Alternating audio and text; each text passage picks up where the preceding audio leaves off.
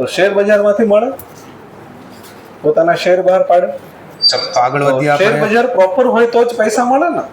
પણ બે નો શેર બજારમાં કોઈ રોકાણ જ ન થતું હોય તો NSE કે BSE જેવા એક્સચેન્જ કોઈ પ્રોબ્લેમ જ નથી. પછી આપણે રિલાયન્સ ને પૈસા મળે. વધ્યા આગળ હવે તો સરકારને પૈસા જોઈએ છે બોન્ડ માર્કેટમાંથી. ચેપ્ટર 7 વ્યવસ્થિત બોન્ડ માર્કેટ બી હોવું જોઈએ ને. પાર્ટનરશિપમાં એક જે સરકારનો શું છે કે development of well functioning and vibrant PSR domestic bond valuation market બધા બોન્ડ માર્કેટ વિકસાવવા. મતલબ પેઢી જ બંધ કરવાની થાય, ડિઝોલ્યુશન. એ હું આ ચેપ્ટર પછી લઈશ. રિપીટ કરો શા માટે વિકસાવવું. કારણ કે ડિઝોલ્યુશન માં ભેગો થઈ એ જાય પણ એક સરકારનો ધ્યેય છે. થોડીક વચ્ચે પ્રેક્ટિસ થઈ જાય ડેટ મેનેજમેન્ટ સ્ટ્રેટેજી એટલે પછી ચાલુ કરો એટલે ઓલો વચ્ચે પ્રેક્ટિસ થઈ જાય ટોપિક અલગ થઈ જાય. ત્યાં વચ્ચે આપણે આ શીખીએ NPO. કેવો પીઓ? તો ત્રણ વસ્તુ જોવાની હોય. નોન પ્રોફિટ સરકાર તમે લોન લેવા ગયા મકાન માટે, પ્રોફિટ ઓર્ગેનાઇઝેશન. એક તો તમે પ્રોફિટ એટલે નફો. ઓછામાં ઓછા વ્યાજે સંસ્થા બોલો, ધંધો લોન બોલો, મળે. લખો કૌંસમાં ઓછામાં નોન ઓછા પ્રોફિટ વ્યાજે લોન મળે. જેનો હેતુ યા તો ઓછામાં ઓછા વ્યાજે બોરોવિંગ થાય. એનો મતલબ એને વસ્તુ ખરીદ વેચાણ તો કરવી છે, પણ વસ્તુ ખરીદ્યા પછી જે વેચે ને ઓછામાં એ ઓછું એટલી પ્રાઇસ જે વેચે કે એમાંથી એને બહુ નફોય ન થાય, લોન લેવામાં તો નુકસાન ન લેવામાં હોય. નુકસાન થાય તો માણસ ટકે કેમ? 100 રૂપિયાના પણ 80 થાય તો એક દિવસ આવશે ધીમે ધીમે 100 રૂપિયા પૂરા થઈ જાય. Bond market proper bond market હોવું જોઈએ. તો એ કઈ પ્રાઇસે વેચે ખબર? બોન્ડ માર્કેટ એનો ખર્ચોય થોડોક નીકળી જાય, જે રોક્યા એ પૈસા નીકળી જાય અને થોડોક નફો વધે, જેનાથી બાકીના ખર્ચા કરી પિલર્સ છે. સર એકાદો એક્ઝામ્પલ આપો. મુખ્ય સ્ટ્રેટેજી બહુ બધા એક્ઝામ્પલ છે, એમાં એક બે એક્ઝામ્પલ પહેલા હોસ્પિટલ અને બીજું કેવું હોય તો અહીંયા મેડિકલ સ્ટોર. કૌંસમાં આધાર સ્તંભ. આપણા રોડ ઉપર જોઈએ ખબર? આપણે સુરતમાં તો ગુજરાતી સારું કરે. કયા લખેલું આવે કે ખબર? 20% રાહત દર. તો વિચારો એક મેડિકલ સ્ટોર અહીંયા બહુ ફેમસ છે, હીરાબાગ મહેશ્વરી મેડિકલ. સુરતમાં ક્યાંય દવા ન મળે ના મળે, અથવા ક્યાંક ન્યાય ન હોય તમે નામ લખાવો તો એ લઈ આવે ગમે ના. એટલે તો તમને બી એક સ્ટોરી પણ એની પ્રાઇસ અને 20% રાહત દર બેમાં 20% પ્રાઇસ ફરક હોય. દવા તો એની મેં તમને તો એનો મતલબ જે અહીંયા બાકીના હમણાં એક હીરાબાગ જ નવું 24 કલાક એક્ઝેક્ટ કોર્નર ઉપર હીરાબાગ વર્કબુક બનાવવાની છે ને જે તમે ખાણી પીણું છે ને આગળ હવે મેં 20% રાહત દરે બનવાનું છે 24 કલાક અને રાહત દરે એવું લખ્યું છે. તમે પણ કેટલા ટકા રાહત દરે ખબર નથી. તો એ લોકોનો ધંધો શું છે? અને દવા એવું માનીને ચાલીશ વેચવા. ડે 1 પણ થી એની વેચાણ વાંચો. કિંમત કેટલી હોય માની લો સમજવા માટે 100 રૂપિયાની વસ્તુ હોય તો લોકોમાં 25% 30% નફો આવી જાય. તો હું તમને પૂછીશ 100 મેં શબ્દ યાદ પણ આ લોકો રાખવાનું શું 50 વખત વાંચ્યા હોય તો ઓટોમેટિક યાદ રહી જાય. હે ને? માની લો બધા અને જે કેટલા શબ્દ વેચે છે? બુકમાં ન લખેલો હોય તો આ 100 એ ફરજિયાત આવડતો હોવો જોઈએ. 25 નો કરે તો જ તમે બુકમાં નહીં લખશો. 100 વત્તા ખાલી તમે 5 બનાવો જ છો. આ તો ખાલી એક આ નથી બનાવતો. આ એક ભાઈ છે નથી બનાવતો. આનો સર 5% હું કામ એડ બધું કર્યા? બનાવે. This is માની લો આ તો 100 રૂપિયા તો દવા ખરીદી ઈ તો આપવા જ પડે ખરીદવાના. પછી જે જગ્યાએ દુકાન રાખી છે મેડિકલ સ્ટોર છે આ તો એનું ભાડું લાગે, એનાથી આવી પછી રહી ગયા. માણસ કેટલા બે તો હરાવે, સેલરી લાગે, જોતો હતો ને તો એ રીતે. લાઇટ બિલ લાગે, ઈ ખર્ચો તો કાઢવો પડે ને. તો થોડોક મેનેજમેન્ટ ખર્ચો બી કાઢવા માટે આટલા ટકા નફો એડ થાય. ડેપ્ટ બે હોય અને વેચે કેટલામાં? થોડીક 105. આ લોકોને કે નોન પ્રોફિટ ઓર્ગેનાઇઝેશન, થોડી અને આ લોકોને કેવું ઓર્ગેનાઇઝેશન કહેવાય? 12th standard પ્રોફિટ છે. ઓર્ગેનાઇઝેશન. 12th માં આ લોકોનો પર્પસ છે નફો કરવાનો.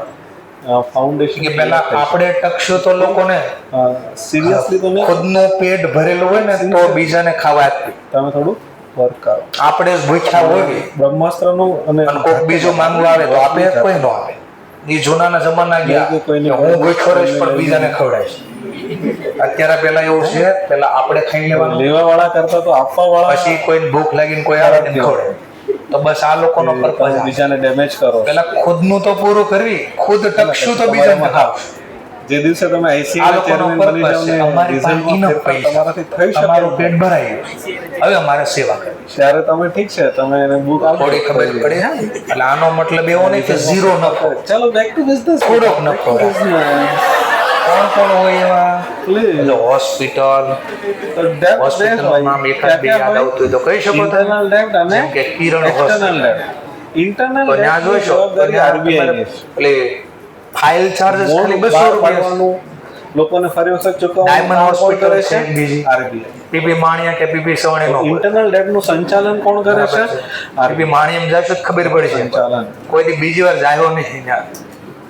ખરાબ છે એમ નથી કહેતો, ચાર્જ બહુ એક્સટર્નલ ડેપ્ટ બહુ હે. External debt એટલે? પ્રાઇવેટ લિમિટેડ લખેલું છે બહારથી જે પૈસા લાવવાના છે તો હેવી મેનેજમેન્ટ કોણ કરે છે? 5 સ્ટાર જેવી સુવિધા Ministry તમને. of Finance. 5 સ્ટારમાં જો તો સ્ટાર તો લાગે જ ને. બ્રહ્માસ્ત્ર એટલા માટે બનાવ્યું છે તો એ પ્રમાણે કે દરેક પોઈન્ટ તમે આ લોકોનો કરી શકો. પર્પઝ શું છે જે આ કેન વસ્તુ હોસ્પિટલ સમજાવવામાં બોલ્યો આવે ને તો તમને ડાયમંડ ખબર ન હોસ્પિટલ પડે કે ઈ શું બધાએ વાંચવાનું, કોણે શું ભેગા કરીને યાદ બનાવ્યું છે? તો તો ટ્રસ્ટ બનાવ્યું. માની લો આ સ્લાઇડ છે ઘણા બધા ટ્રસ્ટીમાં પૈસા નાખે કે લોકોને જે સેવા કરવી આપણે થોડી External debt ભારતમાં આપણી કોણ પાસે manage કરે પૈસા છે? થઈ ગયા તો બીજાને થોડી હેલ્પ કરી બીમારીનું Ministry કામ of હોય Finance. તો એ લોકોને થોડી સેવા થઈ જાય. તો બ્રહ્માસ્ત્ર મેડિકલ સ્ટોર ભગવાનની દયાથી બહુ સારું બની ગયું સ્પોર્ટ ક્લબ હે ને ઘણી વખત બનાવવા આપણે હમણાં જોયું થોડાક દિવસ પહેલા એક મહિના પહેલા ક્યાંક ગયા હતા દર આપણે વખતે જળ ક્રાંતિ સારું જ કંઈક બની ક્રિકેટ રમવા જવું ગયા ઘણી તો વખત એકદમ extraordinary વસ્તુ બની. એટલી જે મોટું ગ્રાઉન્ડ હતું તમારું એક બ્રહ્માસ્ત્ર એનું ભાડું માત્ર ને માત્ર તમે પૂરેપૂરો તમે બેનિફિટ લો 3500 રૂપિયા. દરેક સ્લાઇડ ને તમે પ્રોપરલી એ ગ્રાઉન્ડ એટલી સાઈઝ નું તમે કે મેરેજ માટે જો એક દિવસ જગ્યા રાખો ને તો 1 લાખ દરેક રૂપિયા point લાગે. કેટલા તમને સમજવા મળશે તો એ જે પર્પઝ હતો ને એ લોકોનો પર્પઝ નફાનો નહોતો. એના અંદર એક એના ડિપાર્ટમેન્ટ sport બનાવેલો club, ટૂંકમાં જે છોકરાઓને તો ડિપાર્ટમેન્ટ જેને રમવું છે પણ ફેસિલિટી નથી કોણે department એવા બનાવ્યું છે? student underline કરો, અથવા એવા કોઈ પણ સ્પોર્ટના જે મેમ્બર છે એ લોકોને આરબીઆઈ help ના અંડરમાં કરવાનો શું purpose છે. ડિપાર્ટમેન્ટ બનાવ્યો પછી છે? ઓલા ક્રિકેટ બોક્સ જાળીવાળા બનાવે મેનેજમેન્ટ એમાં કલાકના કેટલા લે 500 800 આ જેવું manage પછી કરે. સાઈઝ ની જેવી જગ્યા એના ઉપર હોય. હે ને આ મેનેજ કરે તો અલગ અલગ ચાર્જ લે. મેનેજ હવે વિચારો એ ખાલી કલાક ઉપર લે છે Debt તો આખા દિવસના એટલા રૂપિયા અને આની કોનું debt કરતા 4 manage 5 કરશે? ગણી સાઈઝ આવે. સેન્ટ્રલ ગવર્મેન્ટ તો આ લોકોનો પર્પસ છે સ્પોર્ટ એટલે ધરતીનગર પાસે જે ગ્રાઉન્ડ જેમાં ડિપાર્ટમેન્ટ બન્યો છે પછી બીજું કયા ડ્રામા ઇન્ટરનલ ડેપ્ટ મેનેજ કરવાની જવાબદારી કોને છે? ત્યાં છે ડ્રામા આરબીઆઈ શું કરે એના બે ક્લબ હતા મેં એક ડિપાર્ટમેન્ટનું નામ છે ઇન્ટરનલ સરદાર સ્મૃતિ ભવન એવું કઈ નામ હે? Management department. કોનું ડેપ્ટ મેનેજ કરશે? એક ટ્વીટો સેન્ટ્રલ ગવર્મેન્ટ. જે આપણે મિની Central બજારની government સામે જે manage રોડ કરશે. પડે ને ત્યાં આવે સ્ટેટ ગવર્મેન્ટ્સ નું ડેપ્ટ મેનેજ કરશે. તો એ એક જગ્યાએ તમારે માની લો કોઈ પણ આવું ડ્રામા ક્લબ કે એવું કંઈક યુનિયન બનાવવું છે. ટેરિટરી લોકોને અવેરનેસ માટે કઈ રાખવું ડેપ્ટ મેનેજમેન્ટ કરે છે. સ્પીચ ના ને એના કાર્યક્રમ તો એ બધા ના તો એના ભાડું બહુ કોનું ઓછું ડેપ્ટ મેનેજ બહુ કરશે? મિનિમમ ભાડું છે. Two union territory. કેટલી જગ્યા ખાલી ભાડે રાખવા હોય ને તો લાખ રૂપિયા કેન્દ્ર ભાડું. શાસિત પ્રદેશ ઘણા છે. આ સેવાનો બેનું purpose છે. તો manage ડ્રામા માટે બાકી તો કંઈક સેન્ટ્રલ બનાવવું હોય ગવર્મેન્ટ તો તમે બનાવી શકો. યુનિયન ટેરિટરીનું એજ્યુકેશનલ સોસાયટી યુનિયન તો ટેરિટરીનું એજ્યુકેશનલ સોસાયટી ડેપ્ટ કોનામાં આવી ઈ જશે? લોકોનો સેન્ટ્રલ purpose ગવર્મેન્ટ. જેમ કે ગવર્મેન્ટ સ્કૂલની વાત કરો તો એના ફી કેટલી હોય મામૂલી એક બીજી બે કયો સ્કૂલ ડિપાર્ટમેન્ટ મેનેજ સાધના કરશે? સ્કૂલ ઇન્ટરનલ ડેપ્ટ કોણ મેનેજ કરશે? બંબા ગેટ પાસે છે RBI. એક અહીંયા એક્સટર્નલ ડેપ્ટ બહુ કોણ ઓછી મેનેજ કરશે? માઇનર મિનિસ્ટ્રી ઓફ ફાઇનાન્સ માની લો આ હમણાં 2-3 વર્ષ અને થોડાક વર્ષ આરબીઆઈ ડેપ્ટ મેનેજમેન્ટ કરવા માટે પોતાનો કયો ડિપાર્ટમેન્ટ બનાવી દીધો છે? 11-12 ઇન્ટરનલ ડેપ્ટ બહુ ઓછો મેનેજમેન્ટ કારણ કે ડિપાર્ટમેન્ટ. એને ગવર્મેન્ટમાં આપી દીધી કોનું ડેપ્ટ મેનેજ કરશે? કે ભાઈ તમે આની ફી તમે તમે આપી. SGUT. અને સાધના સ્કૂલ તો પહેલેથી જ બહુ માઇનર હવે ભારત સરકાર જ્યારે સોસાયટી હોય ભારતમાં પૈસા પર્પઝ હોય કેવી રીતે ઉઘરાવે છે? 2015 સુધી કોઈ સ્ટુડન્ટ હોય 2015 સુધી પૂછજો સરકારને 10,000 કરોડ જોઈએ છે. સરકારને કેટલા જોઈએ છે? 2010 થી 2015 સુધી તો સરકાર કોઈ કેવી રીતે ઉઘરાવે છે? જેને તો પૈસા એક તો આપણે ભણ્યા કે ભરવાના સરકારને 10,000 કરોડ જોઈએ છે. કોઈ tension. તો સરકાર શું બહાર પાડી દેશે? ત્યારે છોકરા એવા હતા ને અમારી રિક્વાયરમેન્ટ એવી હતી. અત્યારે સરકાર જે બોન્ડ બહાર પાડે એવું એને ભણાવે gated છે ઈ છે ને. securities કહેવાય. લખી દો કહું. શિક્ષકને જોઈને નક્કી નથી થતું બોન્ડ. એની પાસે કેવડી જગ્યા છે ને અંદર કેટલા એસી છે ને કેવા બોર્ડ છે એના આધારે ડિસાઇડ થાય છે. તો સરકાર ફિસ્કલ ડેફિસિટ ને રાજકોષીય ખાધને ભરવા માટે બાવજરા પૂછજો આ સરકાર એરિયાનો શું બહાર ભાવ પાડશે? 250 વાર જગ્યા છે. સિક્યુરિટી ક્યાં 1 માર્કેટમાં? લાખ રૂપિયા વારનો ભાવ છે. Domestic market. કેટલો એવા 250 વાર ઇન્ટરનલ ડેપ્ટ છે જગ્યા ને પછી આ 3 માળ બનાવવાનો ભારત સરકાર વિદેશમાં બોન્ડ બહાર પાડતી નથી. મફતમાં એવું હશે. વિદેશમાં આપણે કોઈ ગવર્મેન્ટ પાસેથી પૈસા લાવીએ છીએ અથવા તો કોઈ સંસ્થા પાસેથી પૈસા લાવીએ છીએ. છોકરાઓ કે બચ્ચે ડિજિટલ. ભારત સરકાર વિદેશમાં બોન્ડ બહાર પાડતી ગરમી કેટલી થાય. તો ભારત સરકાર દેશમાં ભારતમાં તો પહેલા તો એસી જ નહોતા, ત્યારે કેમ ભણતા હશે? ઇન્ડિયા ફેસિલિટીઝ હોય તો આ મફત તો આને સરકાર કેવી રીતે પૈસા ઉઘરાવે છે? લાઇટ બિલ જોજો કેટલું લાઇટ બિલ. સરકારને થોડા સમય માટે પૈસા જોઈએ છે તો એને ટ્રેઝરી જોઈએ. બિલ આવે ત્યારે જોઈ લેવા. બોન્ડ હોય લાંબા સમય માટે હોય, 10 વર્ષ આ 2 ટનના ત્રણ બધા ક્લાસમાં એસી છે, 4 ટૂંકા સમય માટે પૈસા જોઈએ છે ને સરકાર લોકો પાસેથી પૈસા લઈને એના બદલામાં જે સિક્યુરિટી આપે સેમ પર્પસ બદલે. ત્યારે અમારો પર્પસ હતો ટ્રેઝરી નાના એવા ક્લાસ, તો શોર્ટ ટાઈમ માટે જોતા હોય તો નાના જગ્યામાં ચલાવો. ટ્રેઝરી બિલ એકદમ નાની એવી છે. સ્ટેટ ગવર્નમેન્ટને પૈસા જોઈએ. પતરાવાળી રૂમ હતી ને એમાં ભૂપેન્દ્ર પટેલ પાસે પૈસા પણ ગરમી નો થાય ન્યાય બેસી કોઈ બિઝનેસ પાસે પૈસા ના હોય તો શું કરે? પતરાવાળામાં ચલાવે ત્યાં થોડું જ થોડા સમય માટે તો ભાવ પછી વધતો ગયો. રિલાયન્સ પાસે 2 મહિના માટે પૈસા નથી તો રિલાયન્સ શું કરશે? 4 લાખ લોન લઈ આવશે. પર્પસ બદલો 2 મહિના નો બદલે તો કોઈ ઇન ધ સેન્સ માન લો તમારી રિક્વાયરમેન્ટ ઇન્ફ્રાસ્ટ્રક્ચર સારું હોય, એજ્યુકેશન બી સારું હોય, પણ ઇન્ફ્રાસ્ટ્રક્ચર બી ઓવરડ્રાફ્ટ હોય, ખબર છે? ઓવરડ્રાફ્ટ પાર્કિંગ ની સુવિધા નો આપી તો ત્યારે જોતા હોય ત્યારે લઈ આવવાના, ન જોતા હોય તો એડમિશન લેતા પહેલા ઘણાના જ્યારે લઈ આવો ત્યારથી વ્યાજ ક્યાં ગાડી શરૂ. મુખ્ય હોય ત્યારથી વ્યાજ ફેસિલિટી પ્રોવાઈડ કરવી પડે. ઓવરડ્રાફ્ટ ફેસિલિટી છે એવી રીતે સેન્ટ્રલ ગવર્નમેન્ટ ને આરબીઆઈ દ્વારા ફેસિલિટી મળે છે. ફેસિલિટીનું નામ શું છે? Base and means advance. લખો ઓડી જે બી ગાબાણી કે લાઇબ્રેરી નું નામ ઓવરડ્રાફ્ટ. આ જેડી ગાબાણી ઓડી એટલે આ ઓડી નહીં બેટા. પછી એક અહીંયા બી છે પાછળ. પછી હમણાં નવું ખોલ્યું આપણે કે પેલા ઓવરડ્રાફ્ટ વાલક પાટિયા પાસે જી જમનાબાગ. તો એ બધી એજ્યુકેશન લાઇબ્રેરી સોસાયટી. કોને પૈસા જોઈએ છે? જોજો આખો દિવસ આપણને ત્યાં સ્ટેટ રોકાવા ગવર્નમેન્ટ સવારથી કેટલા સમય માટે પૈસા જોઈએ છે? મેન્ટેન કરે વાતાવરણ, કોઈ 3 દવા ન મહિના કરવા દે. up to 3 months. વિચારો, એના માટે જે ખાલી એક આરબીઆઈ દિવસ પાસેથી જે પૈસા બીમાર મળશે પડો, ફેસિલિટીને શું કહેવાય? તો કોઈ રિલાયન્સ ને private પૈસા મળે hospital માં એક ફેસિલિટીમાં. દિવસ દાખલ થાશું ને ખાલી આઈસીઆઈસીઆઈ બેંક તો એક દિવસ ઓવરડ્રાફ્ટ કહેવાય. 2,000 રૂપિયા રૂમ અને ગુજરાત સરકારને પૈસા મળે ઓલા બિચારા આખો વર્ષ આપણને હાચવે. આરબીઆઈ પાસે એક દિવસ શું કહેવાશે? આખો વર્ષ હાચવે. and કેટલા રૂપિયા means તમારે advance. એડમિશન ફી લે? કોણ આપશે? 1200, 1500, 1000. 3 જગ્યા સરકાર પાસે પૈસા આવશે. હજી નથી. પહેલું શું છે? ટ્રેઝરી. લો વિચારો ત્યાં ઓલા એક બીજું શું દિવસના છે? 2000 ડેટેડ આખા વર્ષના સિક્યુરિટી બોન્ડ. લાઇટ બિલ ખાલી જો ને આખા વર્ષ બેઝ એન્ડ તમે જેટલું મીન્સ એડવાન્સ. આખા વર્ષનો વાપરો ને એ લાઇટ બિલ વધી જાય 1500. બેઝ એન્ડ મીન્સ તો આ લોકોનો આપણે પર્પસ બહારથી પૈસા કેવી રીતે લાવીએ છીએ? પર્પસ છે સેવા. ખાલી નફો બહાર કમાવાનો આપણે purpose. બોન્ડ નથી બહાર પાડતા. તો ખબર પડી નોન પ્રોફિટ ઓર્ગેનાઇઝેશન એટલે આંતરરાષ્ટ્રીય કેપિટલ માર્કેટમાં હવે એના વાર્ષિક હિસાબ લખવા છે. આંતરરાષ્ટ્રીય કેપિટલ માર્કેટમાં વાર્ષિક હિસાબ. વાર્ષિક હિસાબમાં ચેપ્ટર 7 શીખી ગયા. બોન્ડ બહાર પાડતી ચેપ્ટર નથી. 7 એટલે સોલ પ્રોપ્રાઇટરશિપ અને મેન્યુફેક્ચર યાદ છે ને? તો એના વાર્ષિક હિસાબમાં શું બનાવ્યું તો યાદ કરો તો સોલ પ્રોપ્રાઇટર ઓલા ટ્રેડર હોય. સરકાર જે બોન્ડ બહાર પાડતી નથી એને શું કહેવાય? નો સોવેરિયન બોરોવિંગ. પાર્ટનર મેન્યુફેક્ચરર હોત આનો અર્થ લખાયો. તો એક ઓર ખાતો નો બનાવો. સોવેરિયન બોરોવિંગ એટલે મેન્યુફેક્ચરિંગ. પછી હમણાં આપણે બોન્ડ શીખ્યા બહાર પાર્ટનરશિપ. પાડતી તો યાદ કરો તો તો પાર્ટનરશિપ સરકાર કોના પાસેથી પૈસા લઈ આવે છે? ટ્રેડિંગ એ બને, પીએનએલ એ નેશનલ બને ડેવલપમેન્ટ બેંક પાસેથી અને પૈસા ઓલા લઈ આવે નફો નુકસાન ફાળવવા માટે કોર ખાતું બને. વર્લ્ડ બેંક પાસેથી પૈસા લઈ આવે છે. અને ચોથું ખાતું ક્યારે ખુલે? ક્યારે? જ્યારે પીએસઆર બદલે એક્સટર્નલ ડેટ કોણ મેનેજ કરે છે? Account. Ministry of Balance sheet finance. બનાવતા. કોણ મેનેજ કરે છે? એમાં આ લોકોનો Ministry વાર્ષિક of હિસાબ બનાવવા શું બનાવવું પડે આપણે? તો ટ્રેડિંગ Bilateral loan લઈ આવે. બેલેન્સ શીટ બને. બાયલેટરલ બે દેશ પાસે પણ ટ્રેડિંગ ને પીએનએલ ના બદલે ઘણા બધા દેશોએ ભેગા થઈને એક ફંડ બનાવ્યું. જેમ કે જે ફંડ અને વર્લ્ડ બેંક પાસે છે. પીએનએલ ના બદલે વર્લ્ડ બેંક પાસે એક પૈસા ક્યાંથી આવ્યા? નામથી ખાતું ખુલશે જેનું ઘણા નામ બધા દેશોએ રાખ્યું ભેગા છે કર્યા. તો ઇન્કમ. ઘણા બધા દેશોએ ભેગા થઈને એક ફંડ બનાવ્યું અને Expense એમાંથી પૈસા આપણે અત્યારે ભારત સરકારને લોન તરીકે આપી. ટ્રેડિંગ અને અને મલ્ટીલેટરલ એની લોન બદલે આ શું બોલશે? ઇન્કમ. Multilateral. કેમ આવું કીધું આ લોકોએ?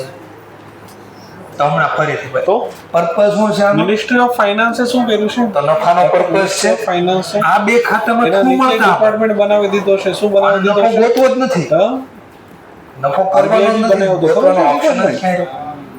પણ ખર્ચો તો થાય ને કોઈ પણ ધંધા, અને સામે થોડીક આવક કરવાની છે. ડિપાર્ટમેન્ટ આના બદલે કયું નામ બનાવ્યું એને?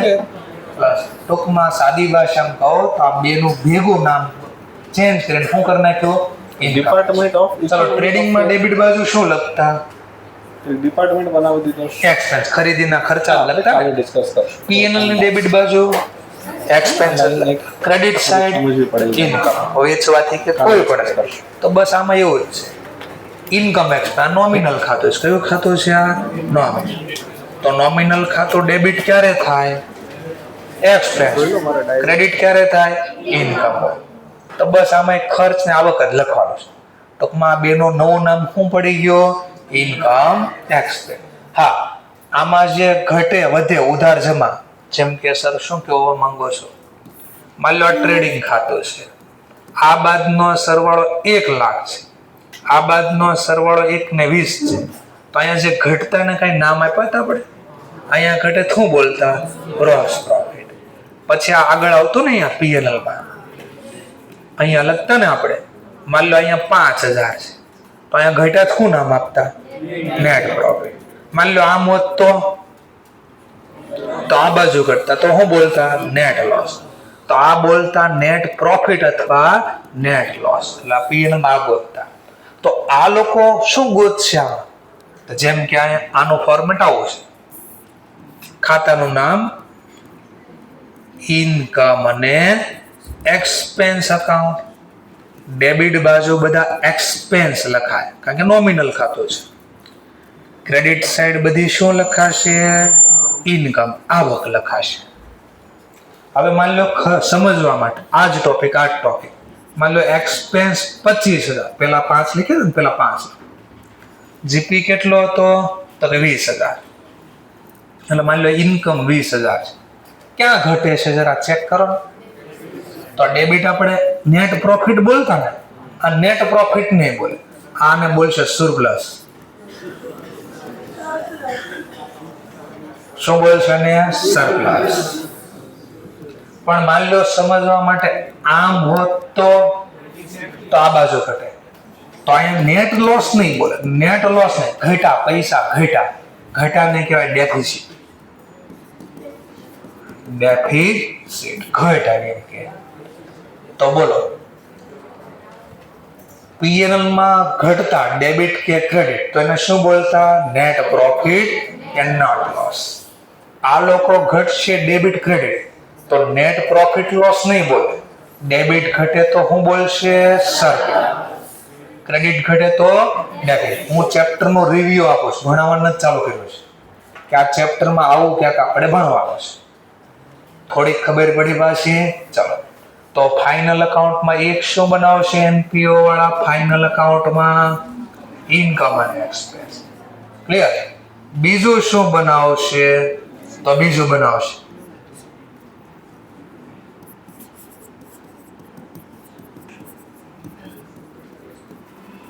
રિસીપ્ટ અને પેમેન્ટ અકાઉન્ટ. શું બનાવશે? રિસીપ્ટ. આ લોકોને બોલતા કેશ અકાઉન્ટ. શું બોલતા? કેશ. તો આપણે યાદ કરો, કેશ બુક શીખાતા, તો કેશ બુકમાં યાદ કરો ડેબિટ ઓલા પર્ટિક્યુલરમાં ક્યાંક લખ્યું હતું રિસીપ્ટ, અને ક્રેડિટ સાઈડ ઓલા પર્ટિક્યુલરમાં શું લખ્યું હતું? પેમેન્ટ. હા, તો આ લોકો કેશ અકાઉન્ટને કયા નામથી ઓળખશે? રિસીપ્ટ. ટ્રેડિંગ P&L ને કયા નામથી ઓળખશે? ઇન્કમ. અને બેલેન્સ શીટનો તો શું બોલાય? બેલેન્સ શીટ જ બોલાય. તો એક્ઝામમાં પૂછે, આ MCQ હતું કે નોન પ્રોફિટ ઓર્ગેનાઇઝેશન ફાઇનલ અકાઉન્ટમાં શું પ્રિપેર કરશે? તો 3 નામ બોલવા: income expense account, receipt payment account અને બેલેન્સ શીટ. આવું બનાવશે. અને બધું મેં છાપીને આપ્યું છે તમને ઓલરેડી, કોઈ ટેન્શન ન લેતા. રિસીપ્ટ અને પેમેન્ટ અકાઉન્ટ કાઉન્સમાં હું લખ્યો? લાઈક કોના જેવો છે? Cash account. Income expenditure like કોના જેવો છે? P&L. ટ્રેડિંગ P&L બોલો કે ખાલી P&L. અને બેલેન્સ શીટને તો શું કહેવાય? Balance sheet. અને થોડી વાર ભૂલી જાય તો બેઝિક ખબર પડી. ઓર કદાચ પૂછે એક્ઝામ કે નોન પ્રોફિટ ઓર્ગેનાઇઝેશન હોય એવા 2-4 લિસ્ટ આપો, એક્ઝામ્પલ આપો. તો NPO ના નામ કયા કયા લખી શકાય એક્ઝામ્પલમાં? Hospital, sport club, drama club, educational society, library. હું તમને મટીરિયલ આપું, એમાં બાજુમાં લખી દેવાનું હોસ્પિટલમાં કોનું નામ લીધું? કિરણ હોસ્પિટલ અથવા ડાયનો, એટલે યાદ રહી જાય. સ્પોર્ટ ક્લબમાં કોનું નામ આપ્યું હતું? ધરતીનગરનો સ્પોર્ટ ક્લબ. ડ્રામા ક્લબનું કોનું નામ આપ્યું હતું? સરદાર સ્મૃતિ. એજ્યુકેશનલ સોસાયટીમાં કોનું નામ આવ્યું? શાહજહાં. લાઇબ્રેરી સોસાયટીમાં JB ગાબાણી અથવા બેલો જમનાબાદ. આ લિસ્ટ લઈ દો એટલે યાદ રહે. હા, કે આ લોકોની પ્રાઇસ ઓછી હોય છે. એટલે કોણ કહેવાય? Non profit organisation. ચલો, ત્યાર પછી ધ્યાનથી બોલો સામે. અમારી મેન આવક શું હોય? ફીસ. તમને જે ભણાવી અમારી ફીસ મેન આવક કહેવાય. જે ડાયમંડનો બિઝનેસ કરે એની મેન આવક શું હોય? ડાયમંડ વેચે અને જે કમાય. ટેક્સટાઇલનું કામ કરે એની મેન આવક શું હશે? કાપડ ખરીદ વેચાણ કરે. તો મારો પ્રશ્ન છે કે આ જે NPO વાળા હશે એની મેન આવક શું હશે? તો આ લોકોની મેન આવક હોય સબસ્ક્રિપ્શન. કેમ? આપણે જો સોલ પ્રોપ્રાઇટરશિપ શીખ્યા, એમાં દરેક દાખલામાં સેલ આપતો તક નહીં. શું કામ આપતા? દરેક દાખલામાં સેલ, કારણ કે એની મેન આવક કહેવાય, કારણ કે એનો પ્રોફિટનો બિઝનેસ છે. એમ આ લોકોનો મેન પર્પઝ શું છે? સર્વિસનો છે, એટલે કે સેવા આપવાનો છે મેન પર્પઝ. અથવા વસ્તુ વેચે તો સસ્તા ભાવે વેચવાનો. તો આ લોકોની મેન આવક હોય વસ્તુ વેચવા કરતા મેન આવક હોય સબસ્ક્રિપ્શન. શું હોય? સબસ્ક્રિપ્શન એટલે લવાજમ. ગુજરાતીમાં શું કહેવાય? લવાજમ. લવાજમ કઈ રીતે મળશે? તો કે જે આ જે સંસ્થા બધી NPO છે ને, એમાં જે એના મેમ્બર હશે, કોણ છે? મેમ્બર. એ મેમ્બર પાસેથી લવાજમ લે અને પછી આખું વર્ષ આ લોકોને સસ્તા ભાવે સર્વિસ મળે. આ જે છે ને ક્લબ લખ્યું. ક્લબ એટલે શું? ચાલો સમજીએ. આ જે પર્પઝ છે ને ક્લબ, આ ક્લબ ઇન્ડિયન નથી, આ ફોરેનની દેન છે, આપણી દેન નથી. આ ક્લબ હાઉસ એમ કે ક્લબ હાઉસ. આ ક્લબ હાઉસમાં શું હોય? તો ફોરેનનું કલ્ચર શું છે? 1 થી 17 વર્ષના છોકરા થાય ને ત્યાં સુધી મા બાપની સાથે રહે. 17 વર્ષ ઉપર જાય એટલે છોકરો એના રસ્તે, મા બાપ એના રસ્તે. હા, જે કહું છું ફેક્ટ કહું છું. ત્યાં જોઈન્ટ ફેમિલીનું કલ્ચર જ નથી. 17 વર્ષ સુધી બાળકને મોટું કરવામાં આવે, બધી જવાબદારીને મમ્મી પપ્પા પૂરા કરે. પછી છોકરો કે તમે કોણ છો? ખબર નહીં. તો કે તમે તમારા રસ્તે, હું મારું ફેમિલી લગ. ત્યાં આ સિસ્ટમ છે. હવે સમજવા માટે 60 વર્ષના માણસ એટલે ત્યાં તો સ્ટ્રિક્ટલી 60 વર્ષ પૂરા એટલે નિવૃત્તિ. એને કોઈ જોબ ને એવું ન આપે, કારણ કે ગવર્મેન્ટ સ્ટ્રિક્ટલી એક્શન લઈને અમે કે ભાઈ 60 વર્ષ ઉંમર એટલે નિવૃત્તિને વર્ષ આવી ગઈ. હવે ત્યાં તો એવરેજ 70, 75, 80 વર્ષ જીવે. તો ખાય હું? કામ તો કરતા નથી. તો આના માટે શું કર્યું? ક્લબ હાઉસ ને ખોલવામાં આવે. શું ખોલવામાં આવે? ક્લબ. કે જ્યારે આ લોકો 60 વર્ષ સુધી જીવે તો ત્યારે તો કમાઈ શકતા હોય ને પેલા 60 વર્ષ સુધી. તો માની લો 22 વર્ષે 25 વર્ષે લોકો જોબ ઉપર ચડ્યા અથવા બિઝનેસ કર્યો. 25 થી 60 નો કેટલો ગેપ થાય? 35 વર્ષ. તો 35 વર્ષ જ્યારે કામ કરતા હોય ને તો થોડા રૂપિયા આ ક્લબ હાઉસ ને આપે. આ થોડા આપે ને સબસ્ક્રિપ્શન આપે. શું આપે? સબસ્ક્રિપ્શન. જેવા 60 વર્ષના થાય, નિવૃત્તિ આવે એટલે આ લોકો શું કરે? આ લોકો ક્લબ હાઉસમાં રહેવા ગયા છે. ત્યાં ખાવા પીવાનું બધું ફ્રી. કાંઈ બીમાર પડ્યા તો હોસ્પિટલનો ખર્ચો ફ્રી. સ્વિંગ હોય, ટોકીઝ હોય, બધું અમારી અંદર ઇન્ક્લુડ હોય. રમતગમતના સાધન બધા ઇન્ક્લુડ થઈ જાય. હવે આ લોકોને કોઈ ટેન્શન નહીં. કેમ ટેન્શન નહીં? કારણ કે 35 વર્ષ ટેન્શન લઈ લીધું. હવે આ જીવે એ આ લોકોના ખર્ચે જીવે, કારણ કે 35 વર્ષ રૂપિયા ભેગા કરીને આપે. તો આ મફતમાં સેવા લેવી હોય તો પહેલા આ લોકોએ શું આપવું પડ્યું? સબસ્ક્રિપ્શન. આપણે અહીંયા મહેન્દ્રા ક્લબ હાઉસ છે, એમાં ખાસ સાપુતારાની પહેલા સાપુતારા ઘણા જતા જ હોય તો મોટા એવા ક્લબ હાઉસ દેખાય જોજો, મહિન્દ્રા ક્લબ હાઉસ એવું લખ્યું છે. તો આ ક્લબ હાઉસમાં જાવ ને તો એનો પર ડે નો ભાવ પૂછો ને તો 10,000 રૂપિયા 12,000 રૂપિયા હોય રહેવાનો ભાવ. કેટલા રૂપિયા? 10,000 12,000 રૂપિયા હોય. પણ જ્યારે ક્લબ હાઉસ બનતું હોય ને ત્યારે સ્કીમ બારી પાડે કે તમે લોકો અમારા મેમ્બર બની જાઓ, ખાલી 2,000 રૂપિયા જ ભરવાના. કેટલા? 2,000 એટલે સબસ્ક્રિપ્શન.